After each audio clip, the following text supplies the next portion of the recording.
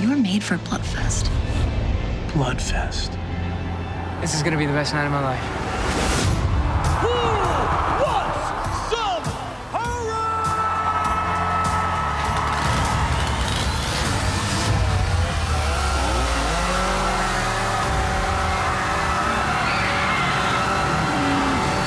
We gotta run to the cabin. Walsh made everything real, the monsters, everything. If you know the rules, you just might make it. We're gonna die here. As a virgin, I probably have a fighting chance. We're dead. You've never been with a woman. Not in person, no. What do we do? What are the rules?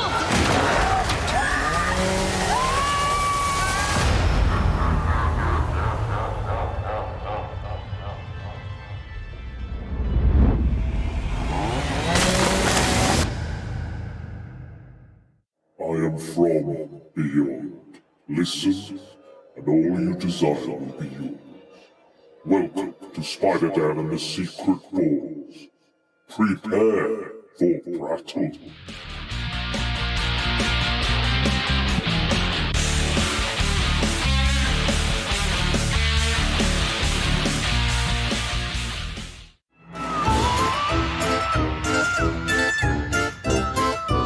Shock-Phobia Fest.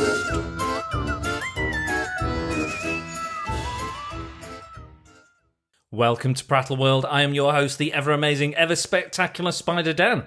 And in this podcast, I spotlight entertainment's best-kept secrets that a mainstream audience may find boring.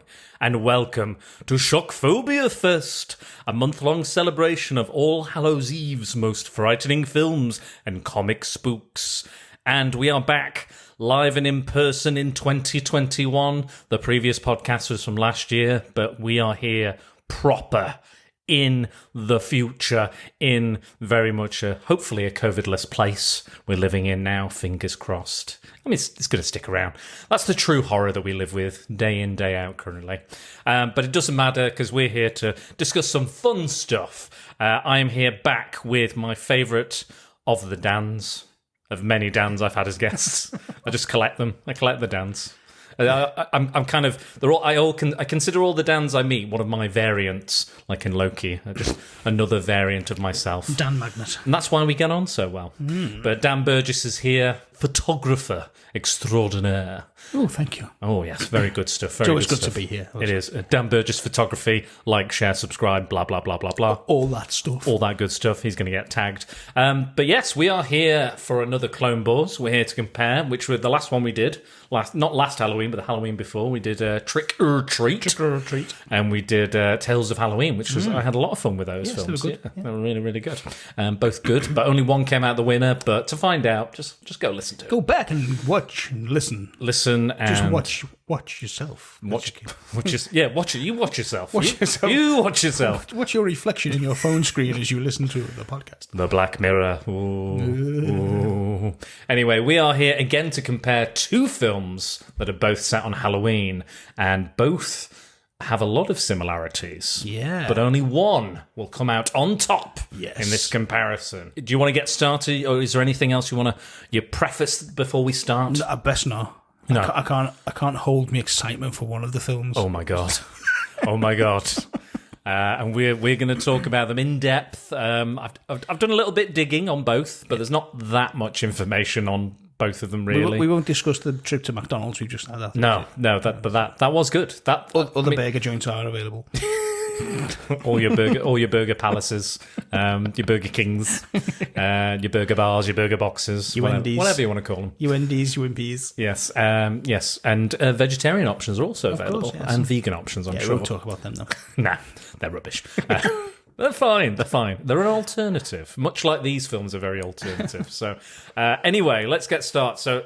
Let's get this all party started. All that beef has got into my throat and I can't fucking talk. This is how Pink would talk if she were in Coronation Street. Let's get it started. It's started here. Anyway, we're going to talk Bloodfest from 2018 versus Hellfest from the very same year. So, Do you want to know the reasons for comparison, Dan? Because I'm sure you are very pumped Yes. to learn them. I'm very pumped. Very pumped. And to learn them.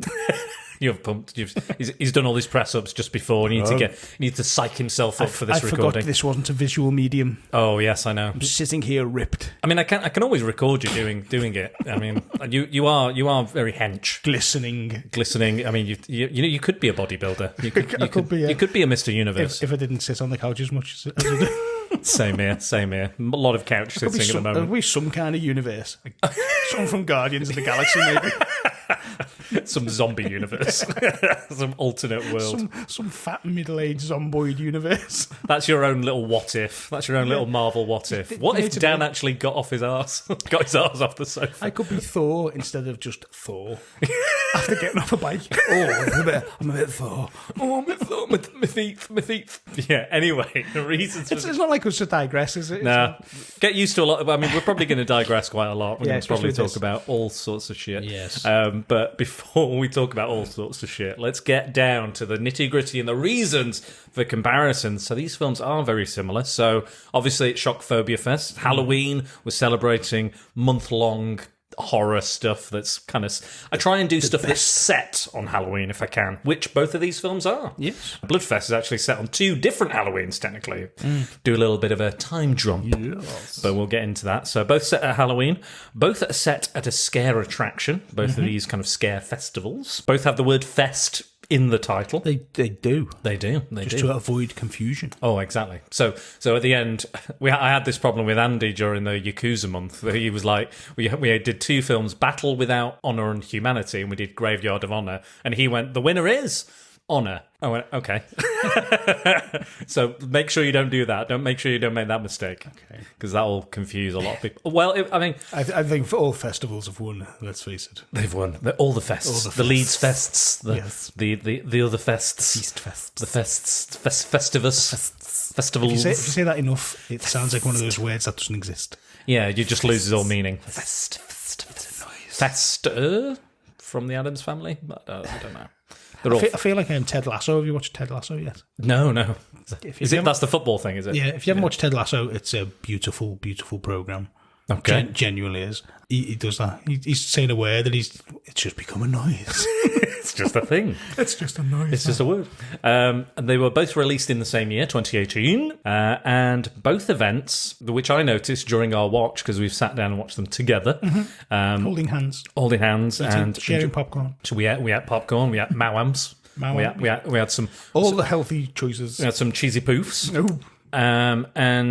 So both of the events have a similar kind of door and opening. Yes. So they're both a devil with an open mouth. Yeah, so if you've seen the Hellfest poster or the Hellfest cover or whatever you've seen the Hellfest. The image of that is the archway of the entryway. And the actual entryway in Bloodfest is very similar. It's basically the same, It's almost like the tattoo version, like a kind of classic tattoo. Yeah, World War II. Bombshell pin-up style. That style, yeah. Devil tattoo face. Yeah, it's a little bit in the like same that. style.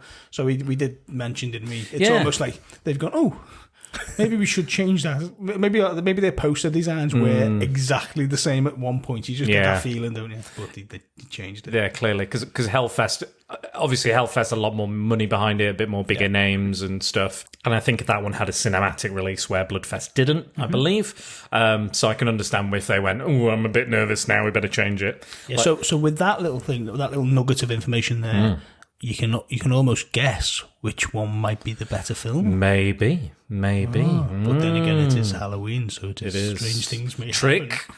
Or treat. Which one is the trick and which one is the treat? We'll have to find out. But yeah, so it's kind of like this open, it's an open mouth devil, and then they kind of walk through the open mouth into the fest. All of the fests. The best of us fest. The best. We're going to find out today. Festivals What is the best of the fests? The best of the fests. Nothing's going to ever keep down. Anyway, that is all the reasons for comparison. There might even be more that I'm unaware of. They're I think films. They are both films. They're both roughly an hour and a half long. Yes, there you go. They're both in colour. They've both got covers. Both got lots of extras. And they both got, one's got more extras than the other. And they both got people with hair. They do. They all have. I mean, most of them have hair. I think. I think there's only one bald person in it. There you go. But he wears a cap to disguise the fact. Of course. We should learn that lesson. We should. That's good advice. I was taking notes. It's the only note I've made. Wear a hat. Wear a hat when bald. Yes. Good. Daily, in my case. So let's talk about the one that came out first, and they came out very, very close together within that year anyway. And clearly there was a bit of maybe a bit of marketing clashing as well. Maybe some people thought they were going to see Bloodfest when they're seeing Hellfest, maybe, who knows? But yes, let's talk about Bloodfest first, because it came out first. So tell us a little bit, if you can, or the plot of Bloodfest. So, after watching these two films like half an hour ago, I've forgotten. Get your notes out quick. So this one, the Bloodfest, is a young lad, the most annoying child ever. Of course, yes. Who's into his horror movies with his mom.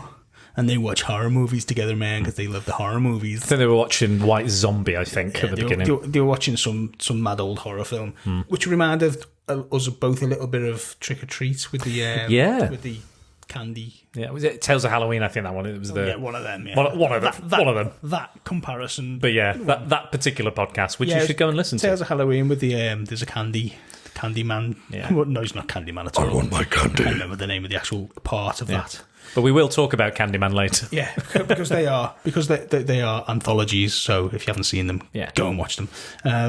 So it was a very similar annoying child to that, and obviously the props department couldn't find him a suit that fitted his little skeleton costume, so he had this big massive. It really annoyed me. Can you tell? I don't know. Yeah. Anyway, so something happens. Is 2018 spoiled? Should we? We can give spoilers. Yeah, we're gonna do spoilers. So it's quite confusing. Yeah, there's a little plot. There's a lot of stuff we kind of have to go into with. The context of it would be weird if we didn't talk about it, I think. So if you're listening to this now and you haven't seen the film, go and watch it and then come back to this exact spot. Go watch them both and make your own decision which one is best, because you might disagree with us. Who knows? I doubt it, but you might. We don't know. But anyway. So this kid, basically, the mum goes and hears a noise or something like that. I wasn't really paying attention. Can you tell? Goes into the kitchen and never returns, because you have the old trope of she opens the fridge, looks in the fridge, and behind her there's somebody behind her. She closes the fridge and then gets pure taken out by the killer. And then the kid walks in to the kitchen, sees his mum dead on the floor, sees the murderer with a generic kind of red and black mask, kind of like Kane or something. And then the dad appears from nowhere and just shoots the guy dead. It's like, okay. Seemingly dead, you know. So it's like, if the dad was there with his gun ready, it's really weird beginning. Yeah, it's a little. I think it was probably a little rushed. Yeah, the kid wakes up then, and he's in the future. So it's like the kid is now a teenager, older teenager. Yeah, 16, 17, I'd say, roughly. But it doesn't really explain that it is him waking up. Yeah.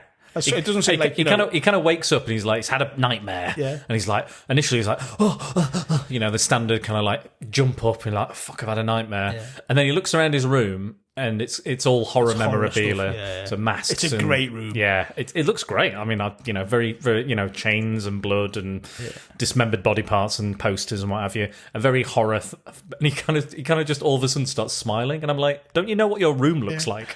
Don't you always know? I don't wake up every morning and just go, yeah, this is my room. Yeah, this is my room. I'm smiling. Obviously, when he has dreams of blonde-haired young kids, he wakes up smiling for some reason. Yeah. That's what it was. It was weird in that it didn't say like, or that he quite likes either he's got a bit of morning glory from his mum getting stabbed, or from his dad shooting somebody. He might be. It was just really weird because it didn't say like 12 years later or anything, did it? So it was like because you were saying like, here it comes, like you were trying to predict the trope. You just had to guess that it was him, because it didn't really make it obvious, because also different coloured hair and everything. It wasn't the kid didn't even look like him at all. Yeah. They haven't tried, basically, is what we're saying. But then his dad comes in and you go, oh, it's probably the last thing they filmed, I imagine. Yeah, probably.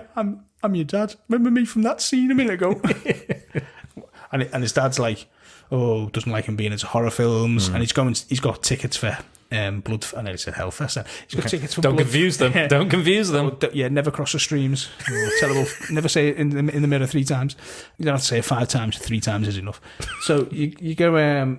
he's got tickets for Bloodfest, and it's got like the little wristband and the ticket, and his dad's fuming. We don't do horror in this house, kind of thing. After your mother was murdered, and you go, so it was him in the dream after all. But it was like he says that it was one of his patients, and he was, and it was horror movies that turned him into a psychopathic. So killer. he has a proper hatred for horror movies. But he's built his career. He's a psychologist. You get some great kind of little quick shots of his degree, some fucking magazine cover, magazine cover book, and then you see a really horrible kind of like you mentioned. One of my worst hated things in films is really shitty Photoshop jobs on family photos, where it's like you can't even be bothered just to get a real family photo of kids. Yeah, they just Photoshop really bad faces onto these like. It literally takes 2 seconds. You step outside, you can get the family together, pose, have them smile, and just put that there. You don't have to do these. Like some of them are like they look disturbing. Some of these kind of photos. It just makes me like they don't even have to look younger. It's just like no. Or just don't have photos. We don't need the photos. Yeah. Like he's gone. Oh, like my family don't have like photos everywhere in our house. It's not like there are photos, but it's not like every single thing with all of us in doing stuff. I've barely ever seen a photo. Like I've barely ever seen a photo of me. To the point where I actually believed there was a vampire for so many years because I've never been in a. But yeah, this is like a wedding photo, and it's you only see it for like 3 milliseconds, but I just went, oh my god, yeah, it was bad. It was bad. So yeah, but it sets the scene that his dad's a bit of a crank when it comes to horror, and then we both notice the fact that he cuts through the band, the wristband, but the ticket doesn't do anything with the ticket, and he's saying, "Oh, I can't go now." He said, "Well, you could still get your ticket, so you could still go." But anyway, he goes. But we do find out that the bands are specific to something. But anyway, it was teased. So they go. It's the usual, a group of teenagers go to like you got one who's like you've got is it Jacob Batalon, I want to say, from Spider-Man Homecoming, Spider-Man's mate, Far From Home. Ned Leeds, he's the bald dude. Ned Leeds, big bald dude, and he's kind of like a online gamer, spends a lot of time indoors. You've got, are they working at like a is it a library they're in, or like a video store or something? I think it's in a video store, isn't it? Yeah, we're in the cult section and all that stuff. Yeah, so they're he's well into his films, isn't he? Yeah, but of course, because he's into games, he's also an amazing hacker. It's like, and also a virgin. Of course. But that's more believable than the hacker bit, isn't it? Yeah, true. He probably doesn't have good body odor either. No. Probably been to an anime convention. Yeah, you're just happy it's not a scratch and sniff film. Didn't come with an extra insert. Smell-o-vision. Yeah, didn't come with an insert in the cover. You can have a little scratch of this. You want to smell Jacob? 3.4 on the timer. Scratch this bit. Oh. Just as he walks past. Oh, that's 7 minutes in. Scratch this bit. Jesus.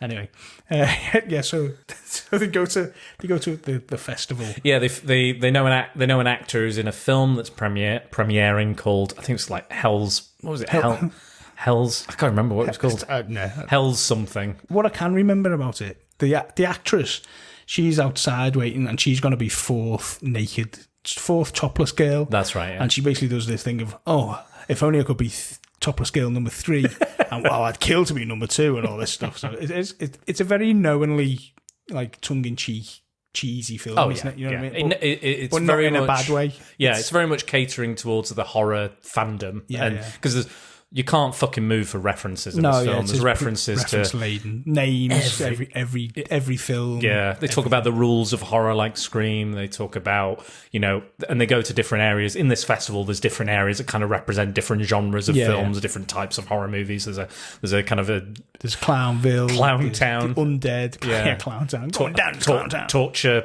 Palooza, whatever. There's all these different, like, one's like a Saw room. They're all in there. One's like Evil Dead. Living doll room and stuff. Yeah, you've got all that sort of stuff. You've got everything you can think. Every trope you think of is somewhere in this film, but in a good way. It's not. It's not like.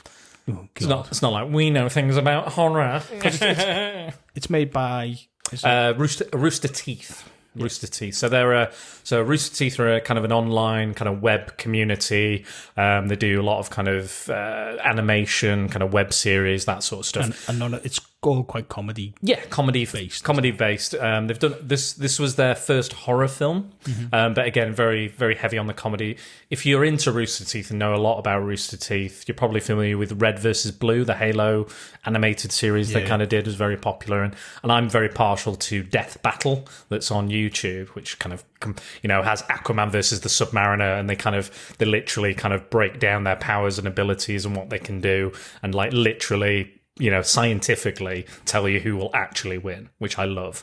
And there's usually a little animation that plays and shows you the actual fight using those abilities and skills and weapons and stuff. Anyway, so this was their first kind of horror film. So there's loads of references and cameos and, little kind of teasers. I think at one point he calls one of the guy who's like the ringleader calls them cockbites, which is like calls these group of people cockbites, which obviously like Rooster Teeth. But yeah, there's a few bits and pieces. So if you're familiar with that, I'm not that familiar with all the people that have worked or all the projects that Rooster Teeth have done. Clearly there's people in there that are. But yeah, there's like a lot of winks and nods and stuff like that. And you hear Zachary Levy's name getting mentioned and think, how weird. Yeah, what weird, random. Wow. We'll get into that. But. So they go to this fest and they meet the girl, introduces them to the guy who's got them in there, who's the director of the film, with the best name I have ever heard in my life.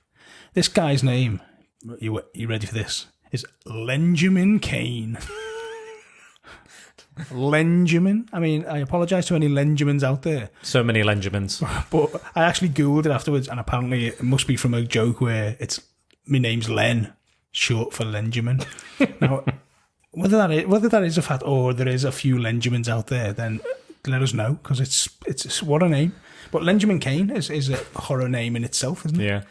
We're running out of Lenjamin license plates. We're running out of Lenjamin license plates. And this guy is like just annoying from the get-go. Yeah. He's got more eyeliner on than I've ever seen in my life. And he's vaping, and he's got a really pretentious wanky hat on, and like shirts, like he really fits in as a douche. Yeah, basically. Proper twat of a character, and again, he's playing to that archetype, and it works.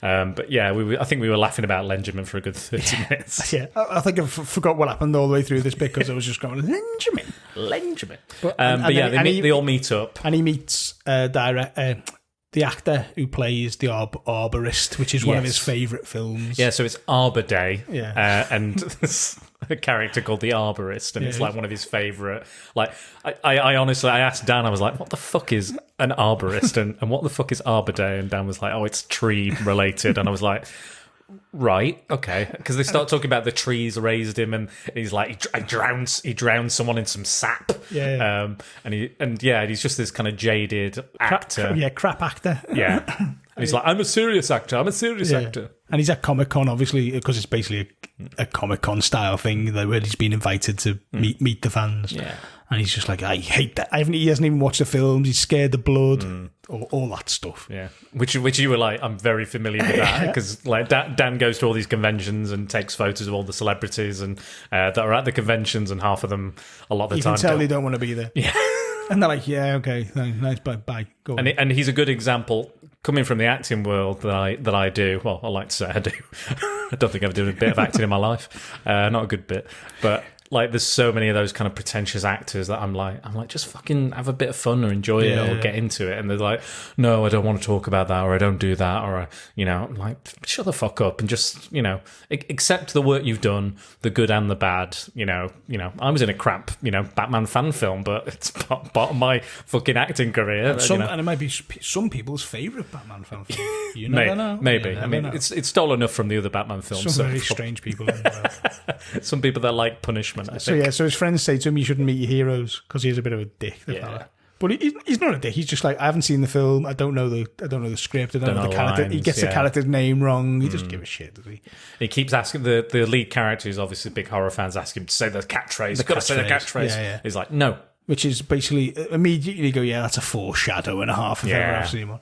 But it doesn't start off well. He's kind of like, and then the main event kicks off, which is the I think did you say it's the director of the film? Is Yeah, so the kind of the ringleader guy, the presenter kind of character is actually the director as well, and he's very kind of over the top and dramatic. He's really good though, isn't he? Yeah, he was good. He was great, and he brought a lot to it. I'm assuming he's from the Rooster. Yeah, I think he'll probably he might be be involved. known. He might be the known Rooster to Teeth people. fans of that stuff. Yeah, You might have seen him before. Yeah, I thought he was great. I thought he delivered in his role. He was really over the top, dramatic, and you can tell he has a passion for horror movies. And apparently, I read as well that one of the first things they did the first days on production was they all sat the main cast around. They just watched horror movies, which I think is nice. It's kind of a cool little thing. Gets you in the mood. Yeah, it gets you in the mood. It gets you kind of, everything's working. Like none of these actors have done a horror movie, so this was like their first time doing it. So obviously they have to adjust performances and expectations and stuff. But yeah, I thought a lot of the cast were really strong as well. They were like young guys, and but I think they all carried their parts. I think the director also allowed for a lot of improvisation, and I think you can tell. I was saying this to Dan off the recording that. I think it feels a bit like Iron Man, where certain things have to happen within the plot structurally, like the beginning, the end, the capture, and all that sort of stuff. But a lot of the scenes are kind of left to the characters' devices and go, well, why don't we try this, or why don't we try this, or how do we make this interesting? And I feel like the middle chunk of this film is the best bit, like a good, huge kind of middle chunk. I think that the ending, the start is a bit, and the ending is a bit. But I think the real kind of proof of the pudding is them just traveling between all these fun bits in the middle. Yeah, the fun bits, and then again, there's loads of horror references, and they're going through all these different It reminded me a little bit of Cabin in the Woods in that Yes. respect. There was that kind of vibe to it, the bit of fun. And again, it's kind of honouring the kind of horror legacy and all the different parts of what horror fan, because it's like that's real fan service Cabin in the Woods for kind of like all the different horror characters and various different parts. So I think it is very much in that vein, and I think the actress who was playing the actress in the film, I can't remember the character's name, but apparently the first thing she watched was Cabin in the Woods to prepare, which makes absolute sense. I think that's a theme you'll get with us with this film and the next one, is that we don't really remember any of the names. Yeah. I can get them up. And we can check them. I think the main lad in it is called Dax, isn't it? That's quite a memorable name. Yeah, I remember that. But other than that, not a clue. What about? Oh, apart from Lenjamin. My friend Len. Good old Len. Lenny. Good old Len. Lenny Jimin. He's a legend. He's a Lenny Jimin. Lenjamin. But so the whole thing starts, and obviously the whole crowd's there, like, "Oh, you ready? Do you want to make a horror film live?" Yeah. And the best one to end it all, and like yes. And then so he basically announces the character of the film comes out, who's going to be the killer in this film they're going to make, and it's basically the one who killed the lad's mum. It looks very similar. Similar mask, similar everything. He goes, who wants to get killed first? And these two girls go, yeah, let's go up. So they go up on stage and get stabbed and killed. And everyone's going, oh, man, that looks real. That's really good. That's great. And like everyone's tripping out, made up. Yeah. And then he goes, yeah, it looks real because it is real, basically. And they're like, what? And then you just see people starting to get all these guys in pig masks at the front just start their chainsaws up. And everyone's like, yeah, they look so real. And then they're just getting chopped to shit. Oh, God. And there's some proper gore going on. It's proper, like, we were having so much fun at that bit because it was just like, they're all like, yeah, come and kill me, yeah. And then these two guys pull guns. Oh, God, and go, and he just goes, what? And just chops them up. Chops one of them who's clean in half. I think the other one, she knocks the gun into his mouth or something like that, and he blows himself away. Shoots himself in the head, and the blood goes all over his mate's face. Yeah. Brilliant. And it's just people getting chopped in half, arms chopped off. Everything. If you like your chainsaw action, it's pretty good for that. And there's still people going, yeah, this is great, man. This is the best. And then people eventually get the idea, and they're like, oh no, this is for let's run away. Let's go. So they go to hide. And again, I know you picked up that kind of the cliche of the killer being there and then the killer disappearing, which actually appeared in the other film as well, in Hellfest. Yeah. But then there was this bit where the something falls against the door, or there's a noise. Sorry. Yeah. The one thing about this film is I think we had the telly on like 90 volume level. Yeah. For the terribly low audio on the voices, and then obviously the music hits and explodes your brain. Yeah. So it is one of those. But there's a bit in it where like they've all ran and they're hiding in this room, and there's a cupboard, and the loudest bang ever, and this girl goes, "Did you hear that?" And it's like, fucking hell. The only people who didn't hear that are the people who are the zombies. Because you haven't been woken up yet. It was like the most obnoxiously loud bang ever. Did anybody hear that? And everyone's like, no, I didn't hear anything. And I'm like, what the fuck's that? Yeah. And then it's almost like they're playing, like they're doing it for laughs almost. But it doesn't come across that way. Yeah, you can't quite tell whether it is, but they get away with it if it is. So they walk over to this door and they open it, and it's obviously one of those dropping like cat out the cupboard scares. But it's a mop in the biggest, emptiest cupboard on earth. It's more of a corridor, really, isn't it? It's like it's leading into a garage. It's like if you opened your garage door and there was a mop literally leaning dead centre on the door. That's what annoyed. It really annoyed me. It probably annoyed me because this mop. I don't know why. Because this mop is perfectly central. Not on its like. If you put a mop away, you just leave it the way you use it, wouldn't you? You don't turn it upside down and put like the pokey bit. And you on the would lean it against. and you lean it against the wall in the corner. Or in a corner usually because it just fits in the corner. This thing is literally dead center on the door with the handle downwards. So it's like being perfectly balanced in a way that you couldn't possibly do, and it couldn't have fallen there. There's nothing. There's nothing else in that corridor. There's nothing it could be leaning against, and there's nothing that would cause it to like if it was leaning on an opposite wall or a wall to the side. There's nothing that would knock it onto the door. So the only thing that kind of done it is the prop guy being in that cupboard, leaning against the wall. Nothing. I mean, unless maybe they slammed the door so hard, of all the things, vibration travelled. But even then, where did the mop come this from? This kind of tells you a lot about what I notice in films, doesn't it? Of all the things that can annoy you in a film, the placement of a mop. We can't remember the characters' names. We can't remember the actors' names. Bad Photoshop and mops being in places. Oh, and ill-fitting costumes because they obviously haven't got the budget to bother. Just like, that'll do. It's like the mask of the main killer. Yeah, we both said it's just basically, get a paintball mask and just spray. Yeah, it is literally that. Yeah. It is literally that. But I get it, like and again, like we'll talk about some of the stuff later.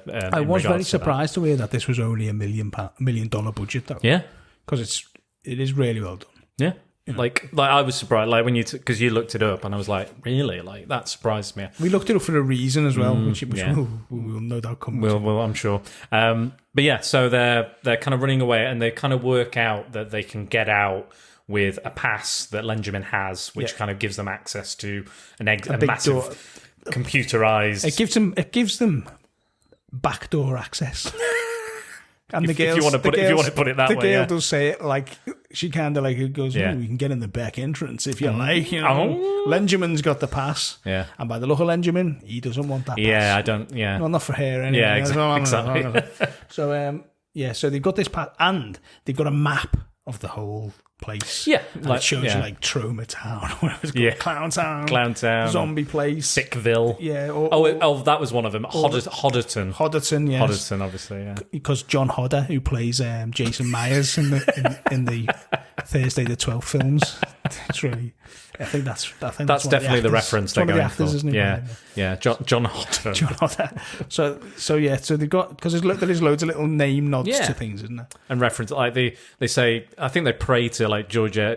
Romero at one point when they're fighting the zombies, and they talk about zombies being Boyles or Snyders, which is like a reference to them running, the speed of them, and the directors that directed those films. But so it is. So the map shows basically they've got to get right across all these zones essentially because you are here, and the entrance, the arse end of the other side. The escape route is like the other side thing. So I was like, oh yes, look, we have to go right across the map and cover all these zones because we paid for the damn actors. We need to use them. We've got to use them. But what I did like about it is the characters in it.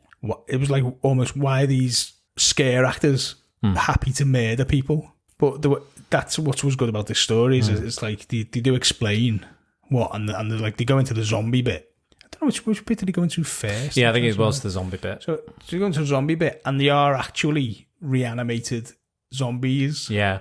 So the whole thing's being coordinated by this big tower where the director is like in. A game. They're playing it as a game. Yeah. as an actual. They're making out like it's a video game, and there's people actually controlling the zombies. Yeah, because they've got like these electric pads that shock them and so making they them move. yeah, and like this, and you go. You do see, but I think there's only 3 people playing, isn't there? Yeah. I think you're meant to think it's more. Yeah, but there's 3 budget constraints. And they're controlling, saying, wow, the graphics are amazing, but I don't want to. When do we get to be the goodies kind of thing? You know what I mean? But that was a nice twist as well. So there's a reason why these zombies are doing this stuff, because they are literally zombies. So they basically reanimated the dead with electricity, and they're controlling it from a video game. As a video game. So he no one in the film knows about horror films, it seems, apart from this lad. Even though they all seem to enjoy it, I think he's probably the obsessive. Yeah. Like everyone else probably enjoys horror films, because they wouldn't just go to a fucking horror fest if you didn't like horror films at all, would you? Well, Hellfest. No, so we won't come on to Hellfest. Yeah, but we'll get there. We'll get there. But yeah, so. He's well into his horror film, so he knows all the rules and the tropes and everything. So he's telling them what they need to do, and with these ones, it's just basically hit them in the head. So I don't think they could afford enough squibs to have exploding heads. But what's great in this bit is that they come into like basically the Evil Dead cabin. Yeah. And there's like something under the door, and they're like, oh, it's going to turn into Evil Dead. But before they get in, they're like, there's a guy in there going, oh, you can't come in. We can't let anyone in. There's two pregnant ladies in here. There's a pregnant lady in here. No, there's 2. No, there's 2 pregnant ladies. And then you're breaking. It's the horrible actor they met earlier, and they kind of ignore what he's done because he's basically such a fucking coward. And then they come in, and he's stressing out. Dax is stressing out. He's like, oh my god, we're all going to die. Da, da, da, da, da. And he's like, no, you know the rules. You know these films. We can get out of here. And he's like, right, we've got to hit them in the head. And the actor guy's like, well, wouldn't that kill anybody? It's quite true, isn't it? So they just knock people on the head. So and they're getting overrun in this, and I immediately clocked the trapdoor, of course. Yeah, of course. But no one else seemed to have in the film, like, even though it's massive. So you just need to cover that with a chair and get whoever to sit on it. You know, just get anyone to sit on that. But it was they basically have to end up having to get out of the cabin as well. Because it is nice little Living Dead style with the boarded up windows and all that stuff.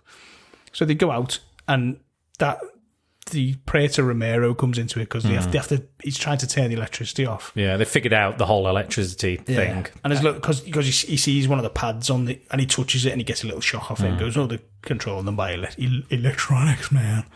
So they go to this tree, and it's got the big breaker box on it, and he opens it, and there's loads of different coloured wires. And he goes, "Oh, which wire do I cut?"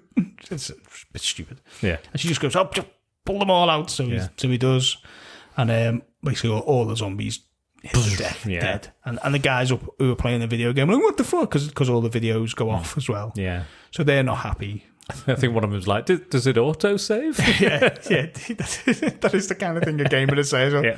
Do we get auto-save? Because I think he was doing quite well. I think he's the only one who speaks outside. Yeah. So I'm assuming imagine he's a rooster teether. Yeah. Or a toother, whatever you want to call him. Yeah. So they're basically making their way to this. I can't remember which section did he go into. I can't remember, actually. The clowns, the end of the clowns. Yeah, that's a bit later, though. They go into Hodderton, that's it. They go to the Hodderton. Which is the Arbor Day arborist. The town. And basically, it's like the school, isn't it? Yeah, it's like a high school. Go in there, and he's like, no, you don't want to go in there, because he's obviously seen the film. Yeah, he's been in the films. He's like, oh, no. And he's like, can I stick with you, because maybe I'll survive the night? And he follows them. And then this is one of the best bits for me, is that they get let into the school. Well, do they get separated? I think they get partially separated, don't they? I think, because the longest corridors on Earth in that school, aren't they? Fucking hell, yeah. But I think they get partially separated. So the blonde, the actress, and the guy from Spider-Man. Oh, it might be after this, actually, they get separated. But as they come into the school, Zachary Levi is there. Yeah, the actor Zachary Levi is there, and probably Zachary Levi, because he was announced as one of the guests. He was doing a karaoke thing or something, which it was a nice Zachary Levi. But then they were like, yeah, I'm here, and he basically is like explaining this. He talks about going through like a Hills Have Eyes cannibal type thing, and he's like, the love of my life was there, and he's doing this dramatic like backstory and everything, and all the while the blonde actress is like, you're Flynn Rider from Tangled, and they were like, you've not seen a horror movie, but you've seen Tangled, and she was like, yeah, I love Tangled, and you're Flynn Rider. And he's like, yeah. Anyway, my love of my life got eaten in front of me. It was disgusting. And they were like, you know what? When I watched Tangled, I got a bit, I think she goes, I got a bit humid. And he's just like, and she's constantly interrupting the story. He was trying to get his heart out. Like he's talking about this horrible, horrific incident, and all she can think of is like trying to bang him and fucking Tangled and Flynn Rider. And I think it's so well done. And she's like, I'm like Rapunzel. I've got magical hair. Sometimes it's magical. And he's just looking on like, what the fuck? And he's like, yeah, my love of my life was slaughtered. And she's like, oh, but I'm gonna be human. He's like, and he's just at the end of it, he's just looking. I'm like, what the fuck? It's just like it's like meeting a really weird obsessive fan. He's just like, right, okay, let me finish. And he keeps coming in like it's almost like he just picks up back where he left off. Really like, it's the same intensity and everything. And his reaction just gets more and more like, fucking shut up, you crazy bitch. And it's hilarious. It's one of my favorite parts of the film, and it's only for a moment really. And then we get the kind of the arborist comes in, and they're trying to escape the arborist. He's kind of like, obviously Hodderton is Kane Hodder, like we said, is like a reference to like Jason and stuff. He's a bit like the other Kane Hodder character. Hatchet. Yeah, Hatchet, Victor Crowley. Victor Crowley, yeah, a little bit like that. He's like that. He's almost like the Men in Black alien guy. Oh, the bug from Men in Black 3, was it, with Jermaine? Oh yeah, with the eyes, the eyes, the eyeglasses. He's cross between loads of different characters. Yeah, and they get the arborist actor. The Dax tells him how good the film is. He tries to work out the backstory, and he's trying to figure out. And he's like, and I love the bit where he's like, "What about part 3 where we learned that Mark means he was owned by the aliens?" Yeah. And it's like, no, everyone ignores that, which is kind of like Halloween 5, Halloween 6 type thing, which I quite enjoyed. You forgot about that by part 6. Yeah, they were like, they said that never happened. Yeah, we forgot bits like that. Yeah, which is lovely little references to those horror films that people love and adore. Yeah. And he kind of directs him. He was like, and he says it's his. If he's you can be his dad. You can pretend to be his dad. And you can tell him because that's what he's doing it for. Yeah. And again, it's kind of like do it for mummy, Jason. Listen to mummy. Yeah, that sort of thing. But then he does it, and this guy's obviously really not the best actor, is he? No. And he's telling him and stuff, and I don't think he's really listening because he says, "Oh, it sounds like Hamlet." And he goes, "Yeah, just like that."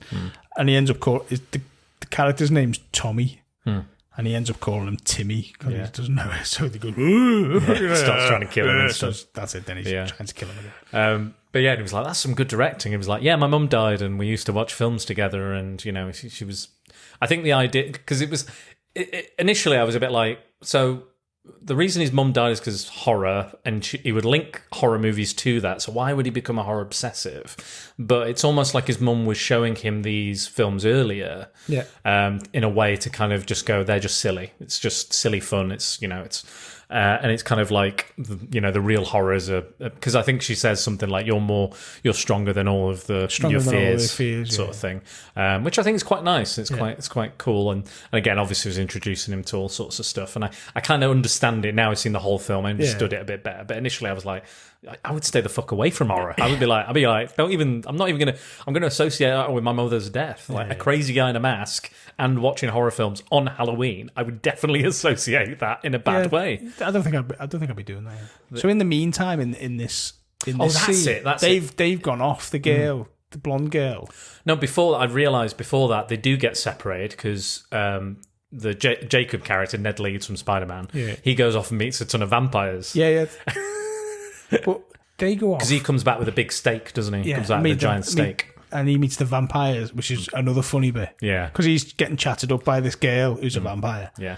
And there's guys by the campfire, a bit like a Lost Boys style. Yeah. And they're like, whoa, we're going to get laid. Or again, the Tales of Halloween Trick or Treat, where there's a vampire bit, and that's quite like that as well. With the werewolves. With the werewolves. Campfire, yeah. So, but they're dressed the same as that, aren't they? In the little Red Riding Hoodie style, but also like Lithuanian vampire style. Yeah.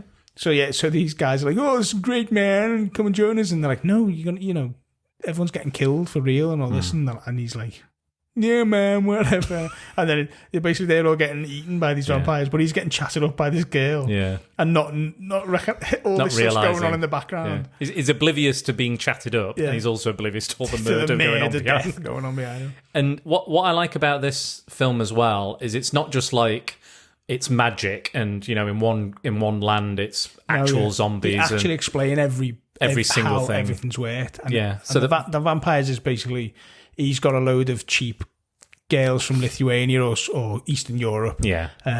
Said to them, "We'll make you a load of money. We'll make you famous." He's pumped them with these drugs. The make endorphins. Them, so it makes them produce pheromones. Pheromones, that was it. Yeah. And then it's the pyphoria or something. I don't know if that's a real thing. It was some sort of disease, and they actually say in the film, "Look it up," which I'm kind of interested now. So, I kind of so it makes them want blood. Yeah, and they also sharpen the teeth as well. And he sharpened the teeth and stuff. So he's basically a people trafficker. Yeah, human trafficker. Yeah, put these women into essentially murder, prostitution kind of thing. Yeah. So they're all essentially vampires now, but no, as you find out. So she's like chatting to him, and he goes. She realizes he's a virgin and dead nice, so she kind of she lets him go basically. So she lets him go, and he goes, "Okay, thanks." And wasn't she lovely, kind of thing? And she's all this murder going on behind him, like. So he goes off, and he's got this. He's picked up a flaming torch, hasn't he, from the thing? And when then he goes back into. He goes to the high school, and then he runs through and stakes the arborist. The arborist dude. With the flaming stake, and he goes, "Yeah, I just killed you, mother." Yeah. Whatever. So he does him in. So then that bit, then they split up again, don't they? Because they go to the saw building, I think. Yeah. Oh yeah, because there's a guy in it, isn't there? When they go to the room with the mop, there's a guy in there who is that's where they meet him, isn't it? So is that the guy who's trapped? He's the ticketer at the start. So the female lead is looking at him like, "Oh, you're attractive," and there's a bit of the flirtation, and then he turns I watched this mere hours ago. You would think. Don't worry, I'm here. Even I've forgotten some stuff though. Watching two of those films at once probably wasn't the best. Because it is just confused. So confused. So many people. So there's a bit of the flirtation. There's a bit of like, and he's a bit jealous. It stands out, that flirtation, as being the most random, not really fitting. Let's just. We need to explain who this character is later on when he appears. And also like try and get the love story going a little bit, which is fine. It kind of works. It works. The love story does what it needs to do when it needs to do it, basically. But yeah, it's kind of a saw trap. But I will say this: the saw trap in it is crap. Yeah, like really, it looks very cheap. So it's basically two chains on either side, and there's these little cubes that the hands have gone in, and the person, they can't get out unless a person takes their place on the other wall in the same kind of contraption, which he does by mistake, and he's like, "Ha, I'm free," and runs off. Yeah. But there's a timer going, and there's even a saw puppet. There's even like a ventriloquist going, "Wanna play a game?" And and he's speaking in rhyme and stuff. The idea is that as long the timer keeps going and the chains get tighter and is pulling the person apart, those chains are very loose. Yeah. Like they're just hanging at there. all times. Yeah, all times. You never see the chains like tighten or like, but they're acting like, I'm being pulled apart, when actually it just looks shit. Yeah. But what I did like is eventually we get the actor gets a chance to redeem himself, which is again quite a bit of foreshadowing as well. But he does it, and he's like, "Yes, you can go." And I'm like, "Okay, their chains are going to really tighten now and pulling apart." No, just some big fucking the big boulder. The weight comes down and covers it when it's meant to be ripped behind it. Yeah, so that was probably my least interesting section of this. That was the VFX guys going, "Does anyone know how to tear someone in half?" Yeah, let's just put something in front of them. It just doesn't.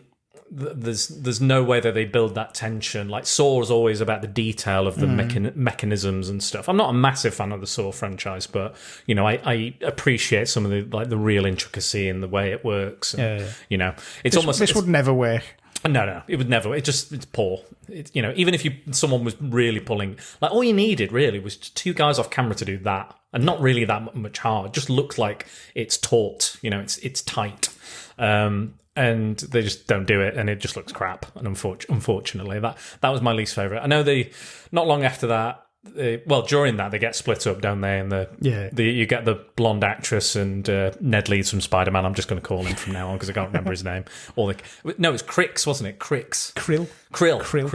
Yeah, like the food. Yeah, krill. Krillin. Like the whale food. Yeah. So they get separated, and they were like, they have this heart-to-heart. She has a shower for fucking some reason. She's got blood on her top. Yeah. She goes, "Ooh, we should go." But we were like, oh, that'll activate another trap. But and he's a virgin, isn't he? So he's like, I just came here to get laid. Yeah, and I came here to get famous. You should get a shower. And then they're talking to each other behind the wall. Yeah, and it's like, oh, maybe one of our dreams can still come true. Krill. I'm gonna krill you so hard. Oh, krill me full of krill me up. I've had me fill of krill.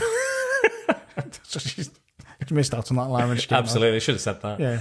But they jump back together after they figured out the trap. So they're like, and then they're running out, and they're kind of holding hands. They get dressed very quick, but they're holding hands. So and you don't see any no sex. No sex. This is in the UK. This is rated BBFC 15. So there's no. To be fair, like Hellfest is rated 18. I don't quite know why. No, I don't see the difference. No. But maybe it's because of the comedic tone. Maybe I don't know. And if you've seen the recent release of Suicide Squad, anything goes on a 15 these days. Nowadays.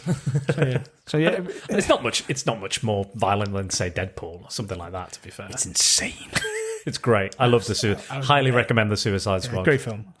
9 out of 10. I was amazed it was a 15 though. Yeah. So I think at this point is this when they go to Clown Town? They go down to Clown Town. Going down to Clown Town. So they head over to Clown Town, and it's just all these.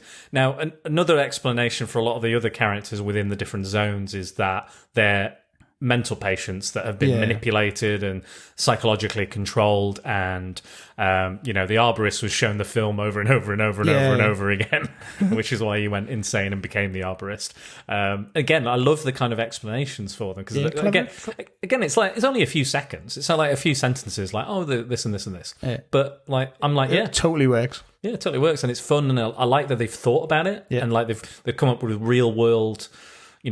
Situation scenarios and things. There's nothing supernatural. No, like we've harnessed this devil or whatever. Yeah, I've got a magic stone, the satanic stone. Yeah, we just got these mental cases and tormented them and tortured them until they've become this. Yeah, and I think it kind of works with the twist towards the end. But again, we'll the clowns are all basically on gas, laughing gas. They're all like, there's one that just doesn't attack anyone. It just goes all of a sudden we're like Blue Velvet or something, and then it'll be like. And that's all he does. And they all got glowing eyes. Yeah. They all look very... They do look good, though. The clowns look really... I think out of all of the creatures... The first one that appears from behind the box is very Tim Curry. Oh, yeah, yeah. You know what I mean? Red and yellow eyes and stuff, yeah. Really good. They are good. And what's the best bit about that as well is that all of a sudden, just when they're like, oh no, we're trapped by the clowns, all the zombies break in. Because, again, it goes back to the gamers. So the gamers are controlling the zombies. And they're like, fuck this, let's go and do some clowns in. Yeah. So they've controlled the zombies into the clown zone. And it's basically that old plastic sheet with light behind it. With the famous like zombie hands coming through those. So they're they control them through, and the organizer's like, what are you doing? You're killing me. Killing me clowns. You're killing me shit. And they're like, yeah, man, it's great. So they're well into that, and that's really good. The clowns, and and then the guy, the Grand Master, we'll call him, the ringleader, whatever. He just throws a fucking grenade at the gamers. Yeah, and that's it. And they're like, what does the gamer say when he sees it as well? He said some of the whatever he comes out with is quite funny, but I can't remember what it is. I think it was like I can't remember, but it was a good line. When the zombies have got all the clowns, there's even the Savini gut tear. Yes, You start with like loads of hands. Yeah, so the Day of the Dead, Dawn of the Dead, kind of stomach intestines pull. So there's all those kind of nods to everything else in that as well. Yeah. And then I think they get to the exit. They escape from there again. Yeah. And they meet up because the ticketing guy. Yeah, they find the ticketing guy. He's like, "Oh, you survived." Because he's Ned's trying to hack the door to get out of the zone, and they meet him again. He's a real shit, isn't he? Yeah, and they're trying to get out the door. Ned hacks the door, and then the vampire comes back. Vampire bride. And you find out, like, he goes, I know her. Yeah. So and they're like, don't talk to her. He goes up chatting, still totally oblivious to the fact that she's got sharp teeth. Just like me when I talk to women. Totally oblivious when they actually like me. That's a dangerous vampire. and she's like, there's something you find out in that bit, and it's quite important. And I had it in my head then, and it's just totally gone and destroyed my thought process. Was it the virgin thing? Was it the virgin thing? She realizes he's not a virgin anymore. Yeah. Oh, I know what it is. Yeah, this is what I was thinking. It's another good knot. We both laughing because the girl stakes her, basically. Somehow, the scrawniest looking girl manages to stake this vampire and impale her onto the engine block of a truck. And I mean, to the point where she's actually off the floor floating. Yeah. That's a strong woman, that. Yeah. I've ever seen one. So not only have you gone through the breastplate, the chest, all the chest bones and everything, the ribs, you've gone through her back. Yeah. And then so far through that bus or truck or whatever it was, that she can be suspended above and not fall down. But that was coming back to that. There was the funny line in that again was, it didn't have to be a wooden stake. Yeah, because she's just a person. That's right. She was like, yeah, but fucking work, bitch. I love that. He was like, yeah, you could have just fucking shot me if you wanted. And that's what I liked about it. Yeah. All the nods towards what? Following the rules. Everything's normal. They're like, we've got to follow the rules, because that's what he says in the beginning. They're like, if you know the rules, you'll survive the night, sort of thing. So they are trying to stay to the rules. And obviously, Ned's now being chomped by the clearly vampiric woman. Yeah. And he's lying there, and she goes, "Don't worry, Ned. The virgins always survive." And he goes, "Oh, I guess I'm going to die." Guess I'm a dead man. And then dies. Yeah, he dies. And then, so the Dax's dad comes back. So happy to die, though. Yeah, he's well like, happy. Yeah, I'm not a virgin. He's like, I still got laid. Yeah. As short as it was. Fully dressed. And as fully clothed as it was. So his dad comes back in because Dax was supposed to be on this talk show with his dad about talking about the horrors of horror films and the society. It's ruining society. That old question and fucking useless, pointless argument that comes up every now and again. Yeah, every so often. So yeah, and he's concerned. He starts, he leaves the thing, and he's like, think about my son. He's not here. I'm not sure where he is. Yeah, he realizes he's gone because he mentioned Bloodfest, don't he? And he realizes, and he's like, I'm gonna go. Pause the take or something. And he's like, this is live. Yeah, and he just runs out, and she's like, Dr. Crowley, whatever his name is. Yeah, I think it is Dr. Crowley actually. Yeah. And then he comes through the exit door, and actually, he's orchestrated all this as a way to prove that horror is dangerous and kills people and killed his wife. And it turns out Dax's sister is the blood red mask killer. Yeah. I can't remember they gave the character a name, but I can't remember what it was. But she reveals that she's part of it and she's a fucking psychopath as well. Yeah. She's like, I love killing. Yeah. I love how casual she is about everything. She's like, yeah, I learned how to kill. It was great. And they're like, you're probably gonna put you in jail. And it's like, yeah, maybe not. Yeah, no. We'll see. She's like Scorpion, and she got over here with a big long. Yeah, she's got that long kind of throwing dagger thing. With a chain on it. And that gets very long towards the end. Super long. Yeah. But anyway, we find that out, and he's like, "I'm gonna." He's gonna stop horror films ever getting made again. Basically, because this is the filming a live horror film. Yeah, and this is going to be the worst and the realest snuff horror film. Yeah. And then everyone's going to die, and then if not, they're still going to blow up the park in the morning. Yeah. And that's been organised. Because you do see, I did mention these big red flammable liquid everywhere. And I was like, well, I mean, why is that so obvious? And then obviously, if you shoot it, it'll definitely explode. That's how science works. It was because it was like a very video gamey, wasn't it? Like these big red explosive things. And then they're about to escape and get out, and then the door closes because there's those hackers. I do quite enjoy those scenes in the scenes in the tower with the people that are controlling everything. People aren't they? They're like, what the fuck are we doing? And there's lots of cool little funny scenes, and they're chatting each other up, and then you go, ooh, and close the door. And go, that was close. Yeah. And they're like talking about how horror movies end, and they're going to create their new ending. Yeah. And then there's that kind of bus sequence. There's a tooling up sequence in a lot of horror films, so they do that, and then they go, and then everyone. So the Dr. Crowley, gets into the tower and he's like, what the fuck are you guys doing? You've messed it up. Too many people are alive. We've got to sort this out. And the ringmaster kind of convinces him that the violence is fun. It's good. And we want to see the blood. Let's use the juice or whatever. Yeah, the pulse, I think he said. Yeah. So we learned that the wristbands like turn people into like frenzied, mad maniacs. More so than they already are. Spew black liquid. And it looks like they're possessed, basically. Kind of any possession film you've ever seen, demons and stuff like that. Dead angry possessed. Vomit, black goo and stuff. So that kind of happens, and eventually they fight their way to the top of the tower and say, "Dad, you can't do this." He's like, "I like killing." The first person who gets it is one of the guys who's been through it. He's doing all the video. Yeah, stuff. he's like when you say, I love. He's like, everyone's going to die, and he's like, can you clarify when you say everyone's going to die? Do you mean me as well? And then he's like, and there's one guy who's like, oh, wait, because he has the wristband on, it turns him into that. And one guy's like, well, I'm glad I didn't wear a wristband. Anyway, Heather, what you get? gets fucking taken out by the other one. And exactly, and he's just he's very casual with his fucking gun, just shooting everybody now. Shoots the ringleader. Now he's in control of everything. The daughter's still there. Yeah. They get to the top. It's very Wizard of Oz, isn't it? Yeah, kind of like he's the man behind the curtain. Mm-hmm. Never look behind the curtain. But the female lead, is it Seychelles? I think the actor's called Seychelles. She's turned because she had the wristband on. Yeah, she had a wristband on. And because Dax's one got cut up, he never had a wristband, so he's fine. And then he gets to the top. He's trying to convince her. He's like, I love you, that sort of thing. And he's like, and he's just like, it works for a split second. Yeah. And he thinks, this has worked. This is the power of love. And then he just gets vomited, black vomit all over him. But he gets to the top, like tries to convince his dad, and his dad's like, I can't let you die, only if I die with you, and decides to like blow it up at the last minute. Yeah. But then the sister's like, yeah, you've gone a little too crazy now. Yeah. And then says to him, you want to try taking the wristband off? And she comes straight out of it, doesn't she? Right. But then you've got black sick all over you. He goes, it doesn't matter, it's yours. And then they kiss each other after with all this vomit on all over each other.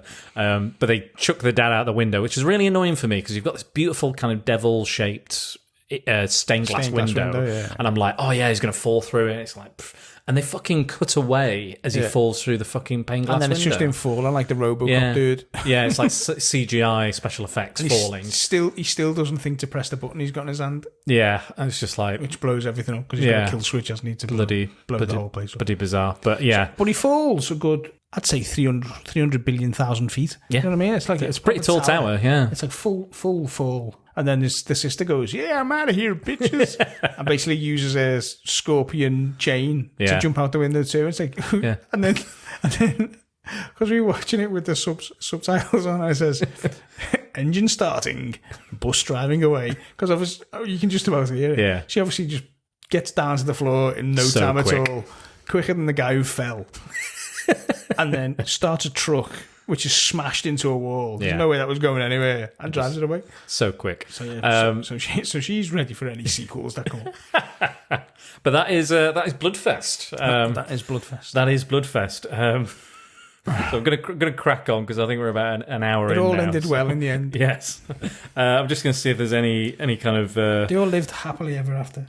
Yeah, I think we've mentioned most of the stuff I was going to mention. How long have we been talking now? Just a little over an hour, Dan. A little over an hour. Just on Bloodfest alone. Well, that's all. That's all right, isn't it? Really, it's not bad. It's not bad.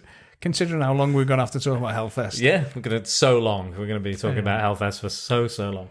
I will say this. There are 2 post-credit scenes as well within this. So you've got one where the park basically just explodes because he didn't manually do it, but it's still set to explode in the morning anyway and kill whoever remains. Because she says, do you think anyone survived? Yeah. Boom. No, maybe not. And then right at the end of the credits, you see the ringleader with his cane kind of go, I live, kind of a carry popping out of the grave sort of situation. Like the Ming the Merciless at the end of... Yeah.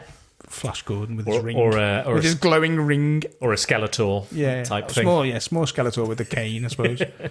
But yeah, that's Bloodfest. So do you want to get started on Hellfest? Yeah, Hellfest. Yes. So why don't you tell people about Hellfest and the plot of Hellfest as best you can? Hellfest is basically a group of teenagers just go to a scare attraction called Hellfest. And there isn't much stuff before it. It's just literally, there's a Hellfest on. Should we go to Hellfest? No backstory. It's just we all basically, because we all want to shag each other, so we're gonna go to a scare attraction. It's just really bizarre. Anyway, so they all go to Hellfest, which is a standard. This is your more standard scare attraction. Yeah, it's the same thing. It's split up into different things. It's a normal scare attraction. It's almost like they filmed it in one rather than made like a well actually they actually borrowed a lot of the horror theming and decorations and costumes from Six Flags, which is a theme park in America, which does kind of scare attractions every year. And not only that, later in the year they actually made a real Hellfest scare attraction maze where it's themed. And the actors actually went through and got proper shitted up by the actors in there. But yeah, so I thought that was kind of cool. It was kind of like a cross promotion thing, and it was kind of almost saying like, you know, this movie exists because of things like this and events like this, which is quite a nice kind of homage. And this one was going back to the budget. The budgets, yes. I mean, this is like 5 times the budget of the other one. Easily. Bloodfest. Easily. 5.5 million, I think it was. And you can see that that's gone on the costumes for the like supporting artists and everything. It all looks the part. Yeah, it's the money is definitely on screen, I would say, and you can definitely see it. There's also there's bigger names attached, like the producer is Gail Ann Hurd, who's produced everything forever and been married to every big name director ever. Yeah. You know, Terminator, Aliens, you know, you name it, she's produced it. So this was her. As of this recording, this was her last film she's produced. I think she's still producing The Walking Dead, I believe. She probably gave up after producing after this one. You think? Because it is pretty bad. Yeah, might be giving away the ending a little showing our hand. That's our talk on Hellfest done. Right, we're done. Hellfest wasn't any good. Yeah. No, so they go to Hellfest, and the Hellfest's like your typical. It's got fairground rides. And there's one zone where they find out it's called like Deadland or Dead Zone or whatever. Yeah. And they're allowed scare to get actors touched. can touch. Be touched. So they have to sign a disclosure or a waiver. To say if you get killed, it's your fault. It's your own fault. So they obviously go through that bit, but the only thing in the whole film is basically these teenagers who are like, you know, punk girl, like slightly loner girl, gamer girl with cat ears on. Yeah. I think. You just don't care, do you? No. Really? The characters in this are very generic. There's no, like, Bloodfest had a backstory and there was reasons and there was growth. There was development of characters. In Hellfest, it's just like, oh, I've been studying too hard. You should have some fun and shag this guy. They're very like keen on everyone shagging. Yeah. Like, and you know, and I think it's good to see that you know, it's usually the lads that are like sex mad, but it's nice to see the girls in this. Yeah, the girls of like, let's fuck everything that moves kind of thing, which I think is good and you know, it is real life as well.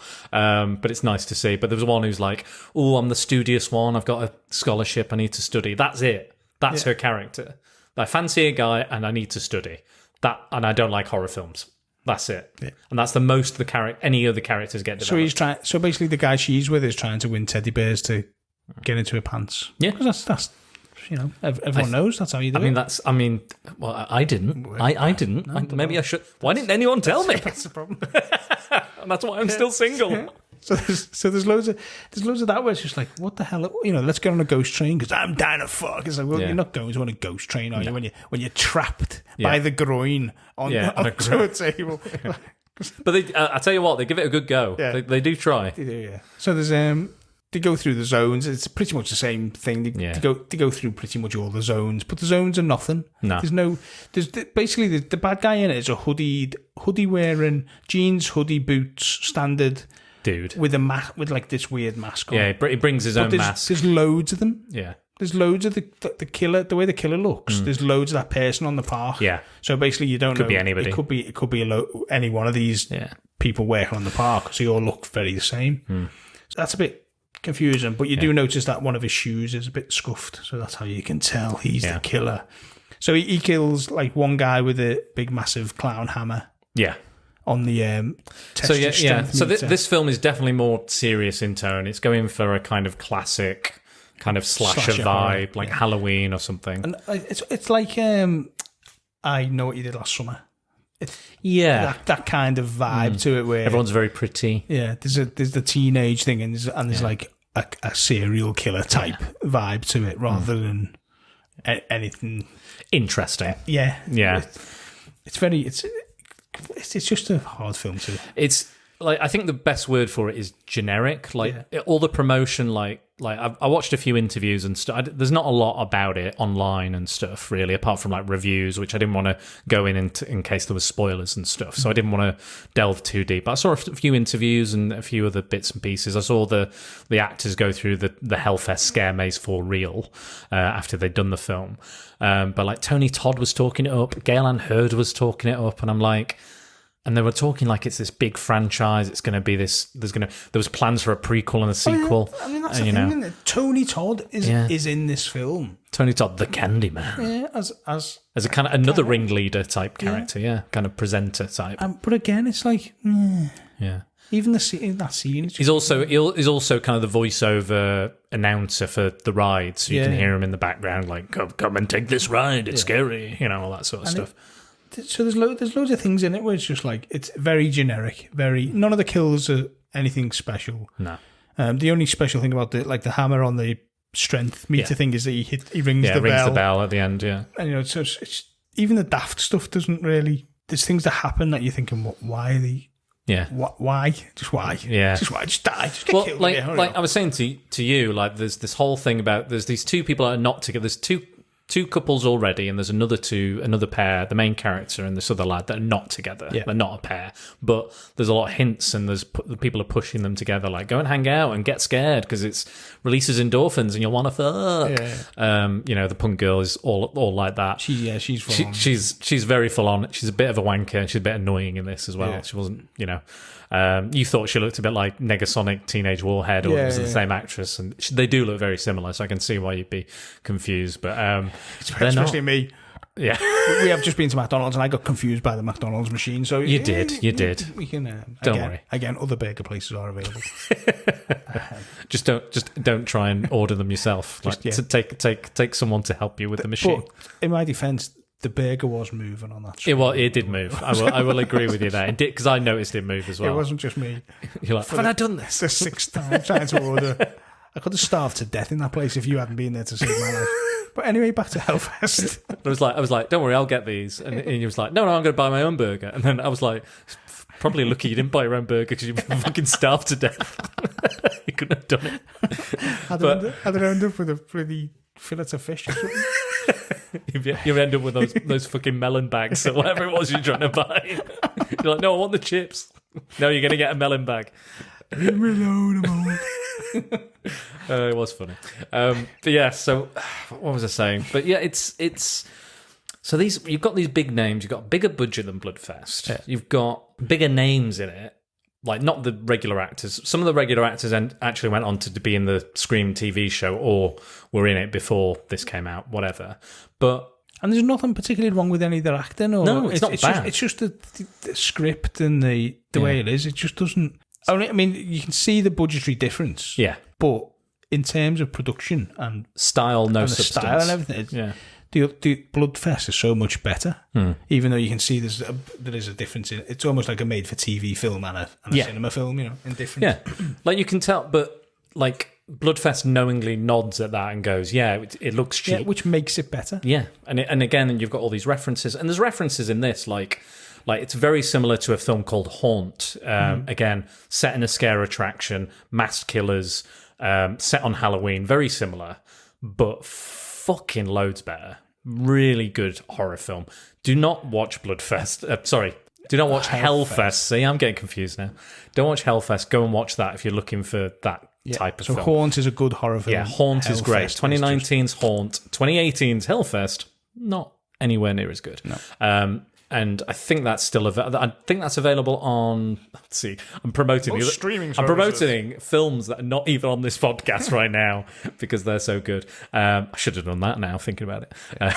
But anyway, and like the Funhouse with Toby Hooper is very similar as well. It's like about couples meeting up and hooking up, and then going to a fun house, getting lost and stuff. And again, those two films I would much rather watch than Hellfest because again, We talked most of the way through it. We were paying attention, and I did check on the Wikipedia to see if we'd missed anything. We hadn't missed anything. No, but it feels like you always feel like you've missed something. I was like, where's the plot? Where's the action? One of the things that annoyed me the most is that he's really rubbish at these games, at the carnival, the festival, the ring toss and that sort of thing. He's trying to win a prize to win her over. And he's like, if I can get her this prize, I'll show how manly. And they're too old for that. Yeah.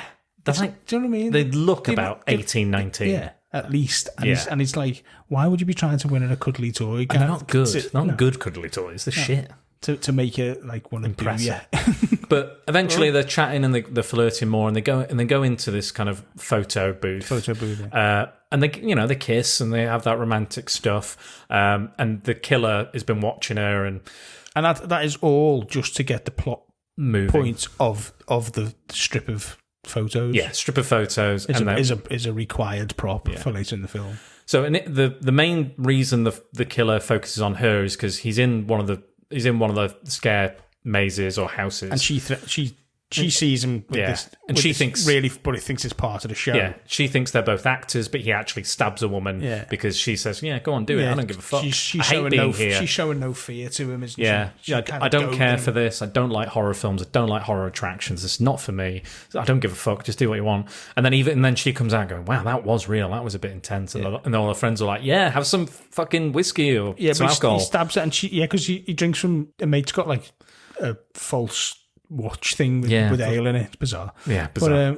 But she sees her getting stabbed, but then somebody immediately gets stabbed outside with the fake knife, the retractable knife. And they go, so she goes, it's a fake. Yeah. It's fake. Cool. But actually, and that's why he focuses on her. So he steals the photos from the booth, and they're like, oh shit, where'd the photos go? Yeah. They don't know. And then later they're off to go on a ride, all the couples, but he's the boyfriend who's trying to impress her. Still, even though he's got her effectively, he's kissed her, she's attracted to him, they've got a connection. He doesn't need to do anything else. He's won the lady over, but he's like, I'm going to go back. And he's trying to convince the guy that he wants the toy, and then he's trying to go and steal the toy, goes around the back, and then the killer finds him, kills him, takes the toy for himself, and takes his phone, and is in constant communication with her, because and that's kind of part of the plot. Again, very, very, very bare bones plot. There's nothing really. No, it's just a slash. Let's get killed. Pretty much. Which aren't even good. No, and then they catch one of the boyfriends in one of the scare mazes, stabs in an eye with an injection needle. Yeah. I think the best kill is the first kill, which is the hammer and the bell. And then she comes out. Tony Todd's on stage. The punk girl.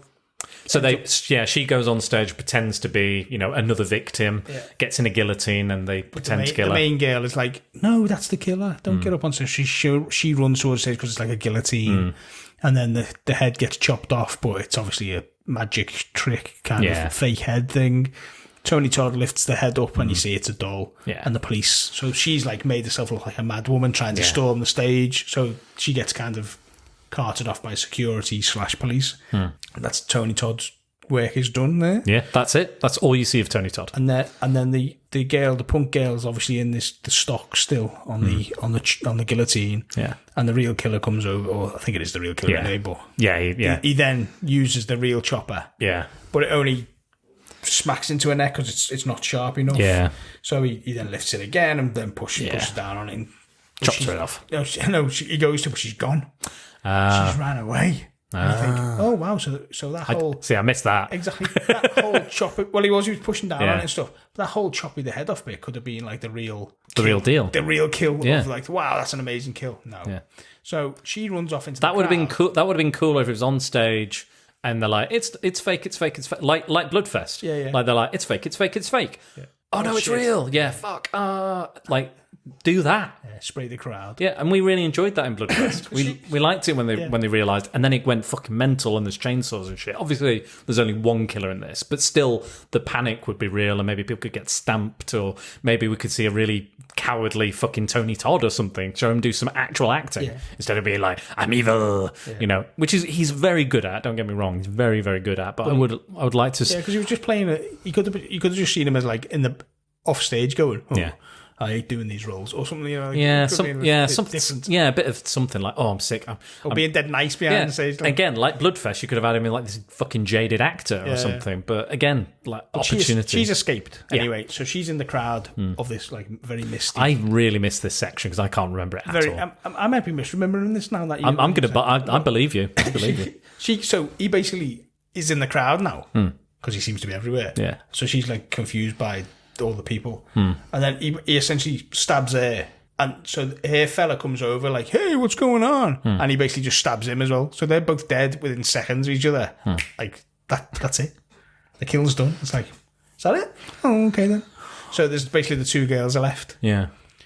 And they run into the hell fest, the hell maze. Which by the way, on the IMDb spoiler trivia, they were like honestly, spoilers. some of the I always read the IMDb trivia for these things because I think some of it is really interesting, but some of the stuff I'm reading and I'm like, what the this is just Fest is short for festival. Shit like that. And one of this was this section of the mazes, this section of the festival is called Hell, which is why they called the festival Hell Fest. Right. Thanks for that. I think I figured that fucking out. The interesting thing is it's called Hell, and it's hell to watch. It was. It's the worst bit.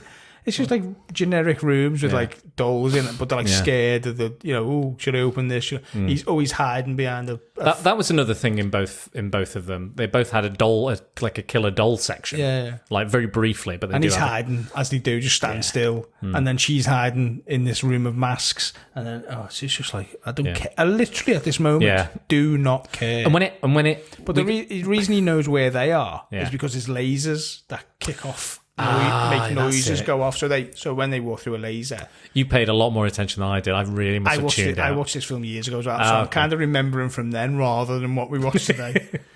As they go through lasers, it makes a noise like something jumps out. So he knows where they are in the. So they haven't. They've not clocked on, but then they do. So they, Yeah.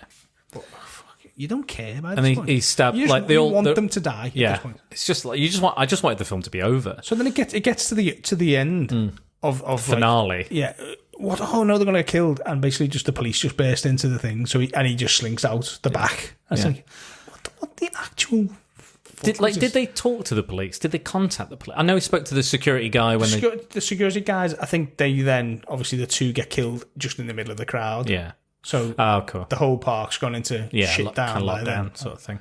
Again, I fucking totally tuned out, absolutely fucking tuned out because it was just so boring, so uninteresting, so bland, generic. And again, the sound on this is even worse than the other one. You could barely hear what they were saying. Again, the music was far too like I did play with the sound on this one more, I think, than Bloodfest.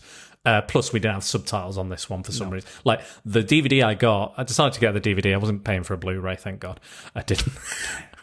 It hasn't even got any extras on it, has it? There's no fucking extras. But Bloodfest has got 5 or 6 different extras on, which is nice. But this has got a trailer. Yeah. And again, it's a good sign. And again, no subtitles. And like with Bloodfest, the subtitles were very poorly spelled. The DVD menu looks like it's written in crayon as well. Yeah. Oh yeah, it looks it's a total dog shit DVD menu as well. It's just very bare bones. And I think that was the more expensive of the DVDs that I bought as well. And it was the worst fucking one. To make the money back, 5.5 million. Where's my receipt? But it did well at the box office. Yeah. So it's obviously made money. I'll tell you what. I'll do a competition. We'll do a competition right now before we finish. Right? You can win both of these DVDs from me. All you have to do is tell me. Now, if you're a fan and have listened to the podcast before, you know that I, as an actor, worked at a scare attraction. I want you to tell me which scare attraction I worked at. If the first person to do that sends me a message, DMs me, comments, whatever, we'll get these DVDs. I will send them out to you, and you can have both DVDs. Nice. All you have to do, just tell me what scare attraction I worked at as an actor. I have mentioned it on several podcasts before. I usually talk about it when I talk about scaring people or creating terror and horror. I've definitely done it last Halloween, I think. Can't remember the exact episode or whatever, but I've definitely mentioned it a couple of times. So the UK doesn't have many scare attractions, so you might be able to figure it out, even if you've never listened to those podcasts. But let me know. If you're based in the UK, I will send them out to you. So there you go. So yes, there's for at least one of those DVDs, it's a competition. It's worth winning. Well, again, you can make your decision, but I think overwhelmingly there might be some people out there that are fans of it and giving it good reviews. I think there is not necessarily a bad write-up of it online from the reviews and stuff. It's this, in inverted commas, twist ending. Oh, fuck me. Really, it's not even an ending. It made no sense at all. It didn't have anything to do with what I could gather from any of the plot. Yeah. I couldn't really work out why he was killing people. There was no setup. He's just a mysterious killer, and he's still mysterious by the end. Unless we've totally missed something. Probably. Which you can let us know if we have. Yeah, please do. Like, hey, I'm not going to rewatch it. No, I'm not. There's not a bone in my. I know you've watched it twice now, but even I wouldn't go that far. I don't even drink. But I think the first time I watched it, I was the same. Like, I think I watched it because we were talking about it on something else, and I was like, oh no, it's really. I think it was just on in the background. Yeah, it's one of those films where if you got your phone, you'll have your phone out within 5 minutes, exactly, or your laptop out, or even your Nintendo Switch or whatever, whatever it may be. Yeah. But yeah, so we've got that section where they're hiding, they're being still, they've got masks on. The killer actually stabs another actor. Yeah. Because that's their job, just to stand there until they scare someone. But obviously he notices them moving and breathing and what have you. The two girls just run out. Yeah, that's it. And then they're out. They're with the police, and they're basically like the killer just fucking disappears. Oh yeah, because the girl with the ears, cat ears, has had her leg slashed with the axe. That's right. But he just chose to hit a mate with the blunt end of the axe instead. Yeah. So because that makes sense. Yeah, of course. That's the end you would use. Obviously, the one girl's trying to. So the main girl's protecting cat. Through, the main girl's protecting the cat ears girl, and she's like hiding, and they manage to successfully hide, which is impressive. I will say that. But they go outside. The cops are there. They just sit down. They're in hysterics, but not, and then that's it. Like so that the story. So there's no real resolution. There's no real explanation. Like, I don't mind horror movies that don't explain everything. I like a bit of mystery, but I was like, they seem to have that. We've got a guaranteed like trilogy going on here or something. You know what I mean? That's what they felt like. Yeah. It was like we just leave it open and we can do, and again it kind of leads into that when we follow the killer home. The killer goes home. Yeah. Well, seemingly goes to a house and seemingly like there's a cabinet, opens a cabinet. It's like a tool shed, garage or something. And there's several masks in there and several trinkets and tokens. And he's obviously collected from his victims. Yeah, and memorabilia. He puts that puts the photos in there, which is the only reason for those photos. Yeah, pretty much. And you said that there's a little bit of wiring in there that looks like the thing in Bloodfest where they were using to hack the door. And I was like, oh yeah. And then obviously there's several masks. There's apparently a pig mask and like a samurai devil style. Yeah, like a devil Oni demon mask sort of thing. There's a few others, and he puts the mask of the other. It's called the character's called the other. Puts it back, and then he goes into a room. There's a young girl on a couch, falling asleep watching movies or something on Halloween, and then she wakes up when the person's in the room, not really quite sure what's going on. Like, can't make out there's someone in the room, and then eventually makes out it's daddy. Yeah. Gives him a hug, and you see like a slight glimpse of the cuddly toy. Yeah, exactly. 'Cause I think you called that as well when you were talking about the cuddly toy. You called that early on. You were like, that'll come back. Yeah. That's the Chekhov's gun in this particular film. but it's just like, what's the point? And that's it. It ends there. Is his wife alive? Does he just leave his kid? Yeah. As he goes off on his murder sprees. Was there a babysitter that left, or he killed them? We don't know. But I guess the what they're implying is that they can do another Hellfest film, and he comes back next year, and he's in a different mask or whatever the fuck they're wearing that year. But fuck me, it was one of the most disappointing endings to a disappointing. Like, I hate when I see a disappointing film, and then it really fucks me off with the ending. Like, if I don't mind if all the film is shit, and then the ending's the ending might do something interesting. It might go, okay. Because an ending can really change your perspective on a film. Yeah, because it's the last thing you see. So you think, the whole film was great, and then but when you think about it, it really wasn't. But the ending boosted it up enough. Exactly. It can like that's it. That's your lasting impression. Will be the ending. Yeah, this is like eating if you had a bowl of soup and it was like lukewarm, getting cold all the way through, and you were enjoying it, and then at the very end you found the toenail at the bottom. That's kind of the analogy. Toenail. Toenail soup. So it's terrible all the way through. Yeah. And then it just gets worse at the end. It's just a nothing ending. Like at least like kill off all the victims or have the lead, the final girl kill off the fucking killer. Yeah. Every fucking slasher movie for the most part, or the has killer's that. the mate, there's a twist or something. But it just goes, it's just gone. It's just gone. They're fine. Kid. They're fine. The previous kills are not that great, apart from the mallet and the bell ring. He's just a family man. Yeah, it's just like, he could be anybody. Yeah. Everyone has a family. Everyone, you never see his face. Yeah, fathers have daughters, and they're totally normal. He could be anybody. And I'm just like, that's your fucking twist? That it could be anybody? The whole... Yeah, he wears a mask. That's the whole fucking point. It could be anybody. I know that already. You don't need to throw, he's a dad as well. He's really evil if he's a dad and doing this to young girls. It's really, really just weird. It's just fucking weird. Just an odd film.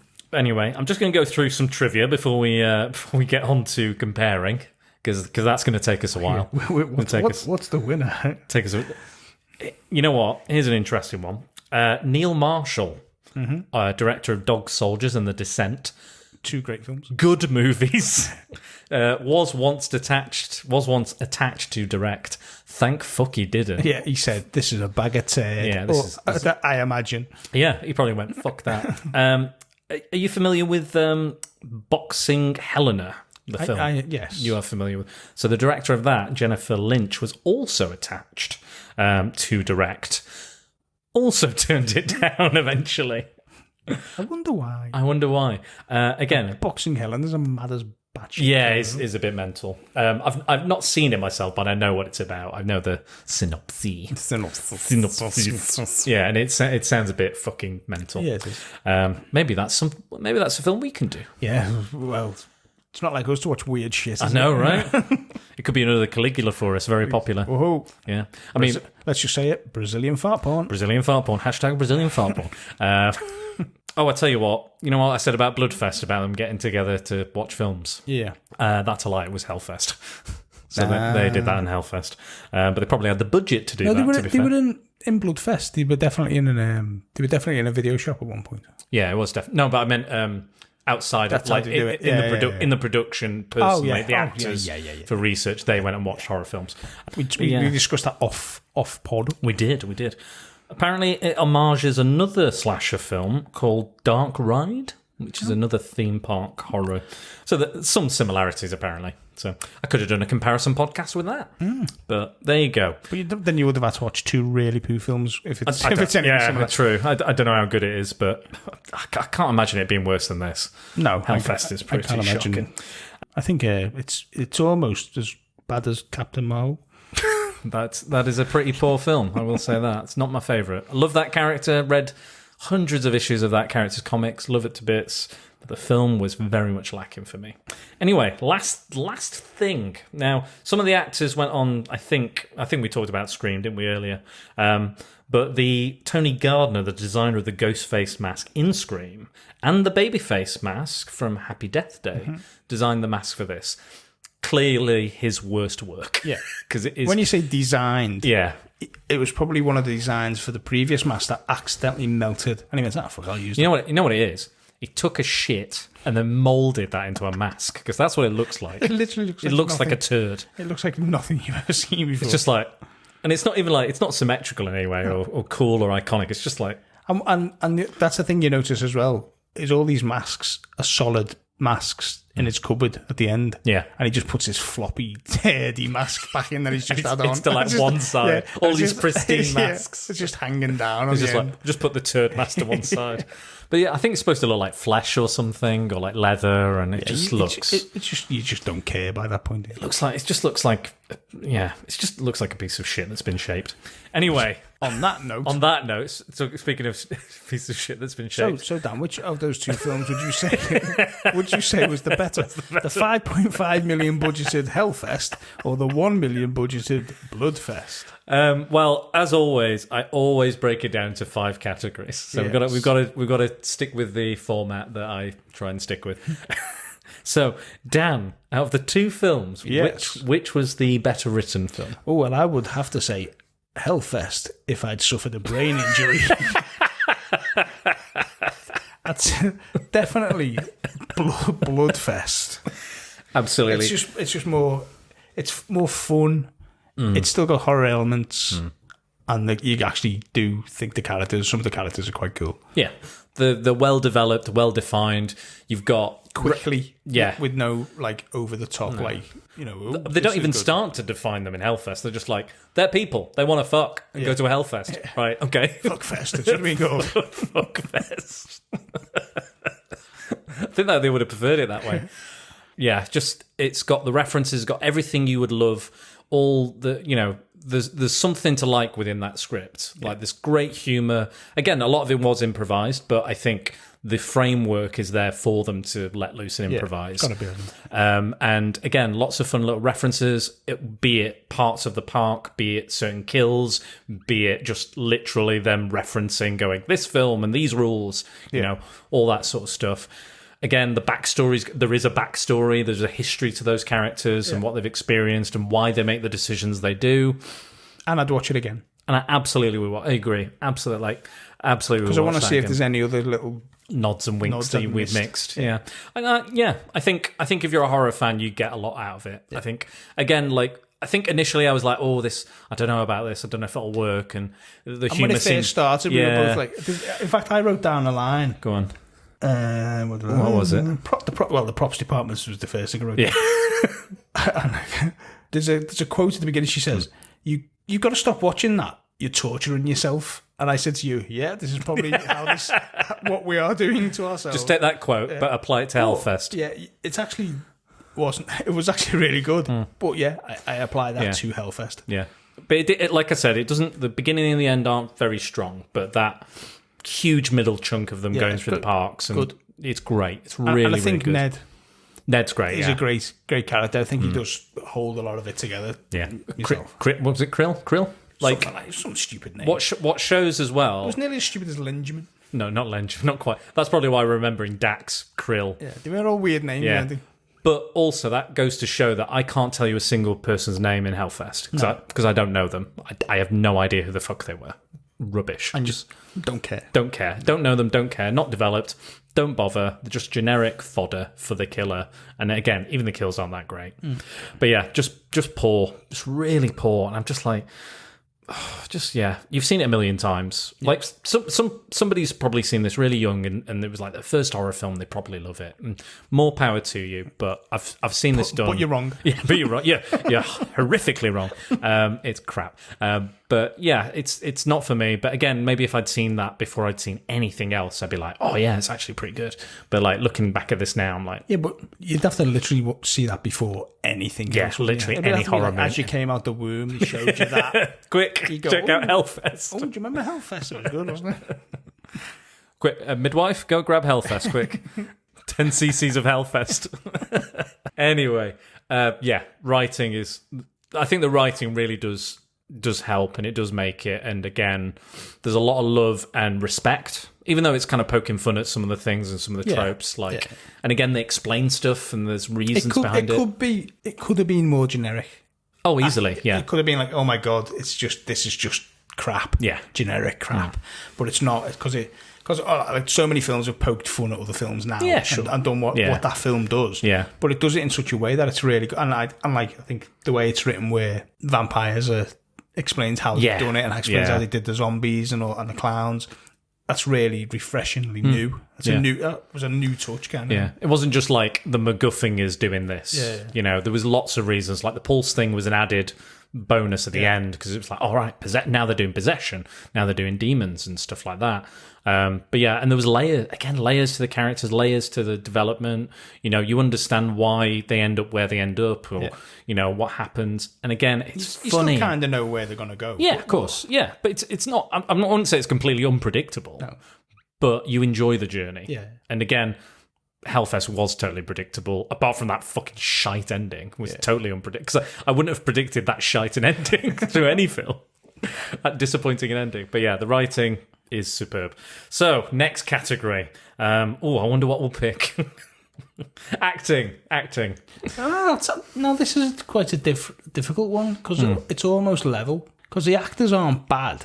It's what they're working with. Yeah, true. On both. But I think the levity of Bloodfest, and there's no one who brings you out of Bloodfest. Yeah. Whereas I think in Hellfest, the punk girl, she's just annoying. She's so different. Yeah. She kind of like She's very full on. Yeah. She's very full on, very like, I'm the funny one, I'm the kooky one. But it's almost like they say the characters. Do you know what I mean? I'm the archetype. Yeah.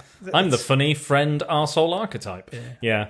For me, I think I can tell I like when I can tell the actors having fun. Yeah. And they're enjoying themselves and they're reveling in the performance and playing. Like you can see that sense of play. Yeah. Hellfest doesn't have that. I think they're very good at what they do. I think they bounce off and it feels natural, the communication and the lines. I don't know if... There's no bad actors in it. No. It's just the material. The material is very, very bland, boring, uninteresting.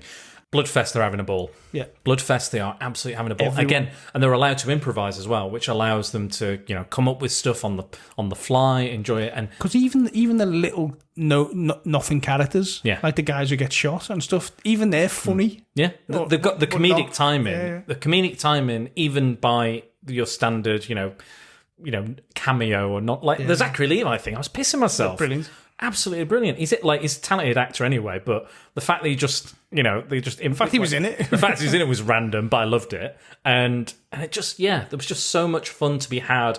The performances, even the characters you didn't particularly like or weren't particularly, fond of, they all have their moments. They all have like a little bit of, and again, development, they change. Like there's a redemption arc. There's getting over your fears arc. There's losing your virginity arc. There's arcs for these characters. They change, they develop, and a lot of them die. But I enjoyed that, and the Hellfest just didn't have any of that. No. Again, it's not like we said. It's down to the writing mostly, but Bloodfest, they really revel in that performance. They revel in the lore of the horror and the kind of all that sort of stuff. So. Yeah, it's definitely 2-0 to Bloodfest. Oh, absolutely. Let's carry on that chain of events. This is an interesting one. Music. Now, as we've discussed before, I very rarely hear a soundtrack. However, Bloodfest, thankfully, the subtitles pointed me towards the fact that there was rock music. And what was it? Indescribable music. Indescribable music. The subtitles. I'm quite glad we put them on because they were so horrifically badly spelt. Yeah. Like fuck was spelled FUC. There was a lot of music in Bloodfest, which was good music, and it fit. It lifted the scenes. Yeah. I couldn't even tell you in Hellfest if there was any music. I think it's very kind of. I think it was like a score, wasn't it? A score in Hellfest. But I can't remember a single part of it. I can't remember a bit where I'm like, ooh, the music cue's really picking up, or or even the generic kind of like rock music or metal music outside when they're going between the zones and everything. Nothing, just nothing. So I think, and what I liked about Bloodfest as well is the music would change in whatever zone they were in. Yeah. So if it was like a zombie, it'd be like more of an eerie thing. If it was clowns, it'd be like, a festival. Carousel music. So I like that. And it got you in it made you feel like you're in the zone and you change it. And the Saw music was all like grindy metal gears and things. And even the different zones you were in, like the Saw zone was shot the way like greeny, that saw is and stuff. Yeah, and they're in the biggest. Nothing to do with music, like, No. you know what I mean. But you're forgetting one of the biggest part of that Saw section is that they had such a large bathroom, such a large toilet. Oh my god! That you had it's two. the first time I've seen two shitters together With no divider between these two just toilets. A massive room, just two shitters sat there. And you're just like high-fiving the other guy when you take a shit. I have no idea why they designed like that. I can only assume that's why women go into toilets in twos now, because that's what their toilets are all like. That's what they do. There's two toilets and a shower next to it. I mean, what's going on in these places? I don't know anymore. But yeah. But that was bad camera work because you were trying to hide the fact that toilet was there. I think. Yeah. It's just like it's like they'd knocked. They'd gone into building. If I was improvising, I would have been. I'd be like, I would add that into like that would be my question. Like in that romantic scene, I wouldn't make. I don't know why she goes and showers. I've no idea really. I would have made like this romantic scene on the two shitters. I would have done it that way. But that's I think the scene with she goes into the to get a shower because he says. Why don't you get a shower? He goes, I'm going to do what the fuck I like. Yeah, kind of thing. I think they talk about like the rules. So I think they're talking about like a psycho type death scene because they're in the shower and stuff, or bare your breasts. It's kind of standard trope of she gets stabbed. Slasher she death. Gets stabbed, but not in the way she thought. as well, as well. Plus, getting penetrated in two different ways. So yeah, I'm going to go with you on the Bloodfest again. Music again, more memorable. It's more variety, more fun. And the kind of festival music works as well when he's like announcing everything. Like, this is welcome to Bloodfest. This is and that does a better job. Like even that, I wasn't that keen on the little animation they had. Like, this is Bloodfest, and I thought, oh fucking hell, I hope it's not a lot of this. Yeah. But then thinking back to it, kind of does work, and it kind of adds what it is. And it adds to it. Again, I wasn't that keen on the ending, so I was a bit like, I don't know if this is going to work. But then again, when they get into the Bloodfest and see the title on the roof of the thing for some reason, just for helicopters and drones. Yeah. But like for me, then that was when this is where it begins. This is really where it kicks into high gear, and it really did, really did. And again, up until the ending, I was all the way in. But even we watched the whole of the credits because I was like, I wonder if there's a post credits, and there fucking was. So I'm really glad we powered through and watched those as well. So, but again, bit of added fun, bit of added kind of brilliance. Cinematography. No, I'd probably say Hellfest. Yeah, tips this. I think only because obviously budget wise. Yeah, I imagine a $1 million budget is probably one camera, one camera operator. I'd have to look on the thing. But I imagine there's a few more people involved. Yeah, on a bigger budget. I think, as I mentioned before, Bloodfest is almost made for TV style, but it's done in that style. I think it's probably their style. Like it's almost like a YouTube. Yeah. Fan-made thing. Yeah, it is. Yeah, I do get a fan-made vibe from it, but I don't think that's... But it's not bad. No. In no way bad. It actually, if anything, it probably helps. It helps. Yeah. Whereas, obviously, I think Hellfest is more made for cinema. Yeah. So it's got that slight... edge to it. It's hard to say. It's probably maybe a draw because the colour and everything in Bloodfest is a lot brighter than you'd expect a horror film to be. Yeah. You can see everything that goes on, which is nice. I like that stuff. Yeah, so it's good in that respect. But then, as I say, the Hellfest bit is obviously standard dark bits, and there's more movement of camera. Orangey. Yeah, there's more movement of camera. But then you've got Bloodfest where it's, as I say before, as you move through the zones, changes. It's actually shot in the way that film genre would be shot. So you actually do get that change. Like when they go into the cabin, it's like that brown, musty looking kind of feel to the film, like Evil Dead had, with like the smoke. It felt smoky. If that makes sense. No, I know what you mean. Makes sense. But like you were saying, the lights coming through. It's green. Yeah, you had the lights coming over the hills, like that old smoky woods type thing. And the clowns kind of, you're almost spinning around the circus top. Yeah, it's all like it's really, and they're spinning around. They've got the eye holes. Actually, quite a similar scene. The bit with the clowns and the cutouts with the eyes missing is a bit like the final scene in Hellfest when they're hiding, and they're hiding in the masks, and there's all that room. So again, more similarities come into life. But I'd say they're probably on par. But maybe just based on how much money was involved, Bloodfest technically probably better for production value. Yeah. But cinematography, I think, has to go to Hellfest. Yeah. Just. I think again, like that, as good as they do with the like you said, with the changes, as good as the changes are, and the the shooting in that style and the lighting in that style, it still does have like you said, that kind of fan made aspect, that kind of low budget aspect. So, and I think that's probably why it's so well lit, is because that's all they had. They were like, we have to use these fucking flash lamps or fucking whatever they're called, all the different style of lamps you've got. But with Hellfest, they were able, because they've got better technology, more experienced people, more money behind it. But they're able to have all the use of shadows and continue the use of shadows while still being lit enough to see the characters and what's going on. Yeah, I think I agree with you. I think I'll give it to Hellfest begrudgingly, very begrudgingly. Yes. So finally, direction. No.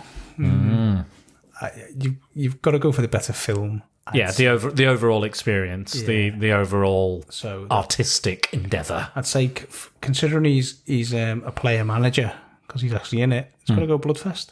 Yeah, fair play. He's the director's directing and being in a lot of the film as well. Yeah, and he's good in the film. Yeah. Like it's not like a Kevin Costner where he's directing and he's kind of giving a half-assed performance on top of it. And if it was as improvised, as you say, he's obviously got to be directing them to make sure they stay within the story, the framework, and not go too wild or too wacky. Hellfest is just generic. I mean, look at all the directors that turned it down. Yeah, and look, it was just. It seemed no one seemed to. I don't know. No one looked like they were having fun in it either, did they? Exactly, and I think with Bloodfest there is there's hard days and there's grueling days on sets and stuff, but there's still charm to it. There's no charm to Hellfest. There's nothing about it where I've gone, you know what, that's good. I'll remember that. I'll forget this not even in 2 weeks. I'll have forgotten this film. I think Hellfest had the air of, we've got Gale and Heard on it. We've got sequels in the bag. Yeah, exactly. This is a franchise. This is the first. It's in the bag. Yeah, so we can just half-arse it. Absolutely not. Absolutely not. Because again, they may have said they wanted a franchise, but there's been no movement since 2018, has there? So, and I hope that it never is. And I can see why. No offense to anyone involved. No, Jesus wept. Yeah, it's not good. But yeah, so the winner is Bloodfest. Which resounding. You can be surprised, but I think there's certain categories sometimes where you're like, actually, I'll probably give it to this particular film, even though it's and I agree with you on the Hellfest one, but I think Bloodfest was very close to having the edge on the cinematography. But yeah, that is it. That is our podcast. I hope you're having a happy Halloween. Dan, are you going to do anything interesting with your Halloween? Probably not. I might wait in the dark for children to come towards my door and then say, piss off, you're not getting any sweets in this house. You're not getting sweets. Don't you fucking egg it over. Normally, I turn all the lights off, pretend we're out. That's it. We're not home. Fuck off. Fuck off. I'm in the dark. No, but I'll be hopefully going to the horror convention. Oh, yes. For the love of horror. For the love of horror. On the 16th of October. Oh, very exciting. That will have happened now. Fingers crossed. We're recording a little earlier than scheduled. But hopefully we'll have been. It'll have been lots of fun. Yes, and I hope you've taken many photos of many celebrity. Maybe Tony Todd. Did you say Tony Todd was going again? There's supposed to be there. And just say as we record. Just say what were you thinking with Hellfest? What the fuck were you thinking? What did you think of Hellfest? Oh, what? I've done 18 films this year. Shut up. I was CGI'd into that shit. I feel like there was another scene with Tony Todd that was cut. Yeah, because it feels too short to be just that. Yeah, I felt like there was more. It's almost one of those films where I want to watch it again to see what I missed, because there's got to be something I missed there. I mean, I mean, if you can answer that, if you can answer that question for the competition, if the person who wins the competition can let us know, did we miss anything? Yeah, are there any details or any? Yeah. Oh, there was another thing I wanted to mention. In Hellfest, they're going through all the mazes and stuff. This kind of links into one of my previous podcasts. and there's a character actor there, and I was like, well, that's fucking Dr. Satan from House of a Thousand Corpses. I was like, he looks exactly like Dr. Satan. And then I was looking through that trash fucking IMDb trivia track, and it was like, yes, he looks surprisingly like Dr. Satan. I was like, yes, I know. It's not trivia, I just know. That's just the typical social media smart ass who's got to know something you don't. Yeah. Go, oh, well, that looks like... Yeah, but everyone said that looks like him. Yeah. But again, I'd much rather watch The Funhouse by Toby Hooper, 1981. I'd much rather watch Funhouse with Pat Sharp. Funhouse, a whole lot of fun, prizes to be won. A real wacky show where anything goes. Now, if they had that as the theme music for Hellfest, it would have just won everything. That would have beat it. I mean, I could do it for the podcast if you want. If Hellfest finished on that music, we'd have both gone, oh, how good was that film? That was it. That would have made the ending. I would have been like, finally, we got a decent ending. Twins dancing. Go around go-karts. They should make a horror movie about Funhouse, like a game show. Like a game show like Funhouse. Have the kids as protagonists, but then have like fucking, I don't know, deadly traps or some killer after them or something. Who knows? Pat Sharp. Killer Pat Sharp. Pat Sharp's mullet makes him mad. Pat Sharp machete. Pat Sharp knife. Pat Sharp, the mullet murderer. The mullet massacre. God, there might be something there, but it's probably been done. We digress again. We do digress. So, Dan, where can everybody find you on the old social medias? I will tag you if you can't remember them. But yeah, at Dan's Photo on Instagram is my main squeeze. Mm-hmm. At Dan Burgess Photography on Facebook. At Dan's Photo 01 on Twitter. Very good. Very, very good. Yeah, I'll tag you in those. Well, Instagram's where I post, and then that just posts, because they're all owned by the same evil conglomerates, aren't they?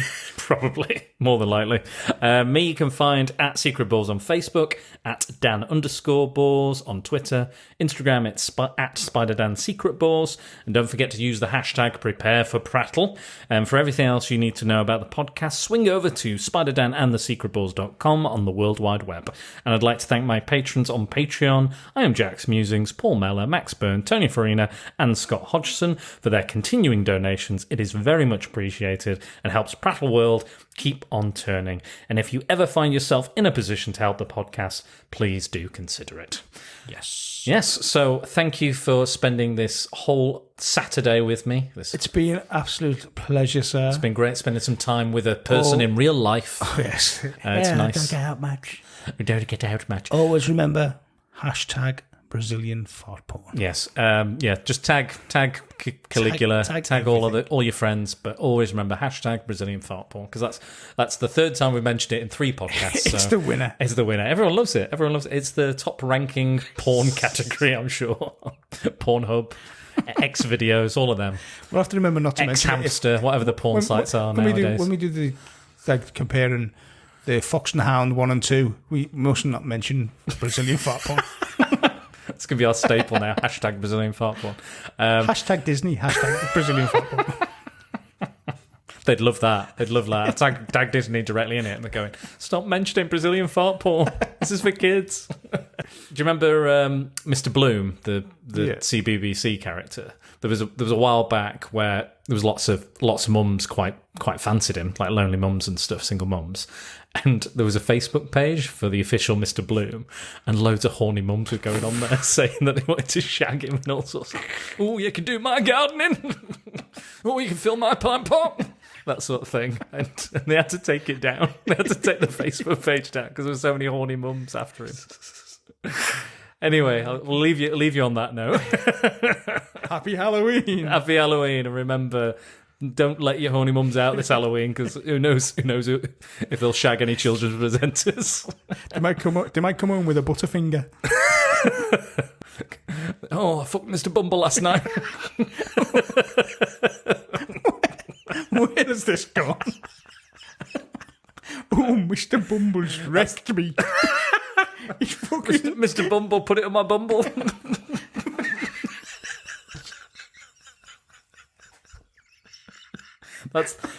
This is the true horror. This Halloween. It's just imagining your mum being shagged by children's TV presenters. Mr. Bumble's ruined me for everyone else. Oh, Richard Bacon gave me his pork. Oh, He smashed me shed doors in.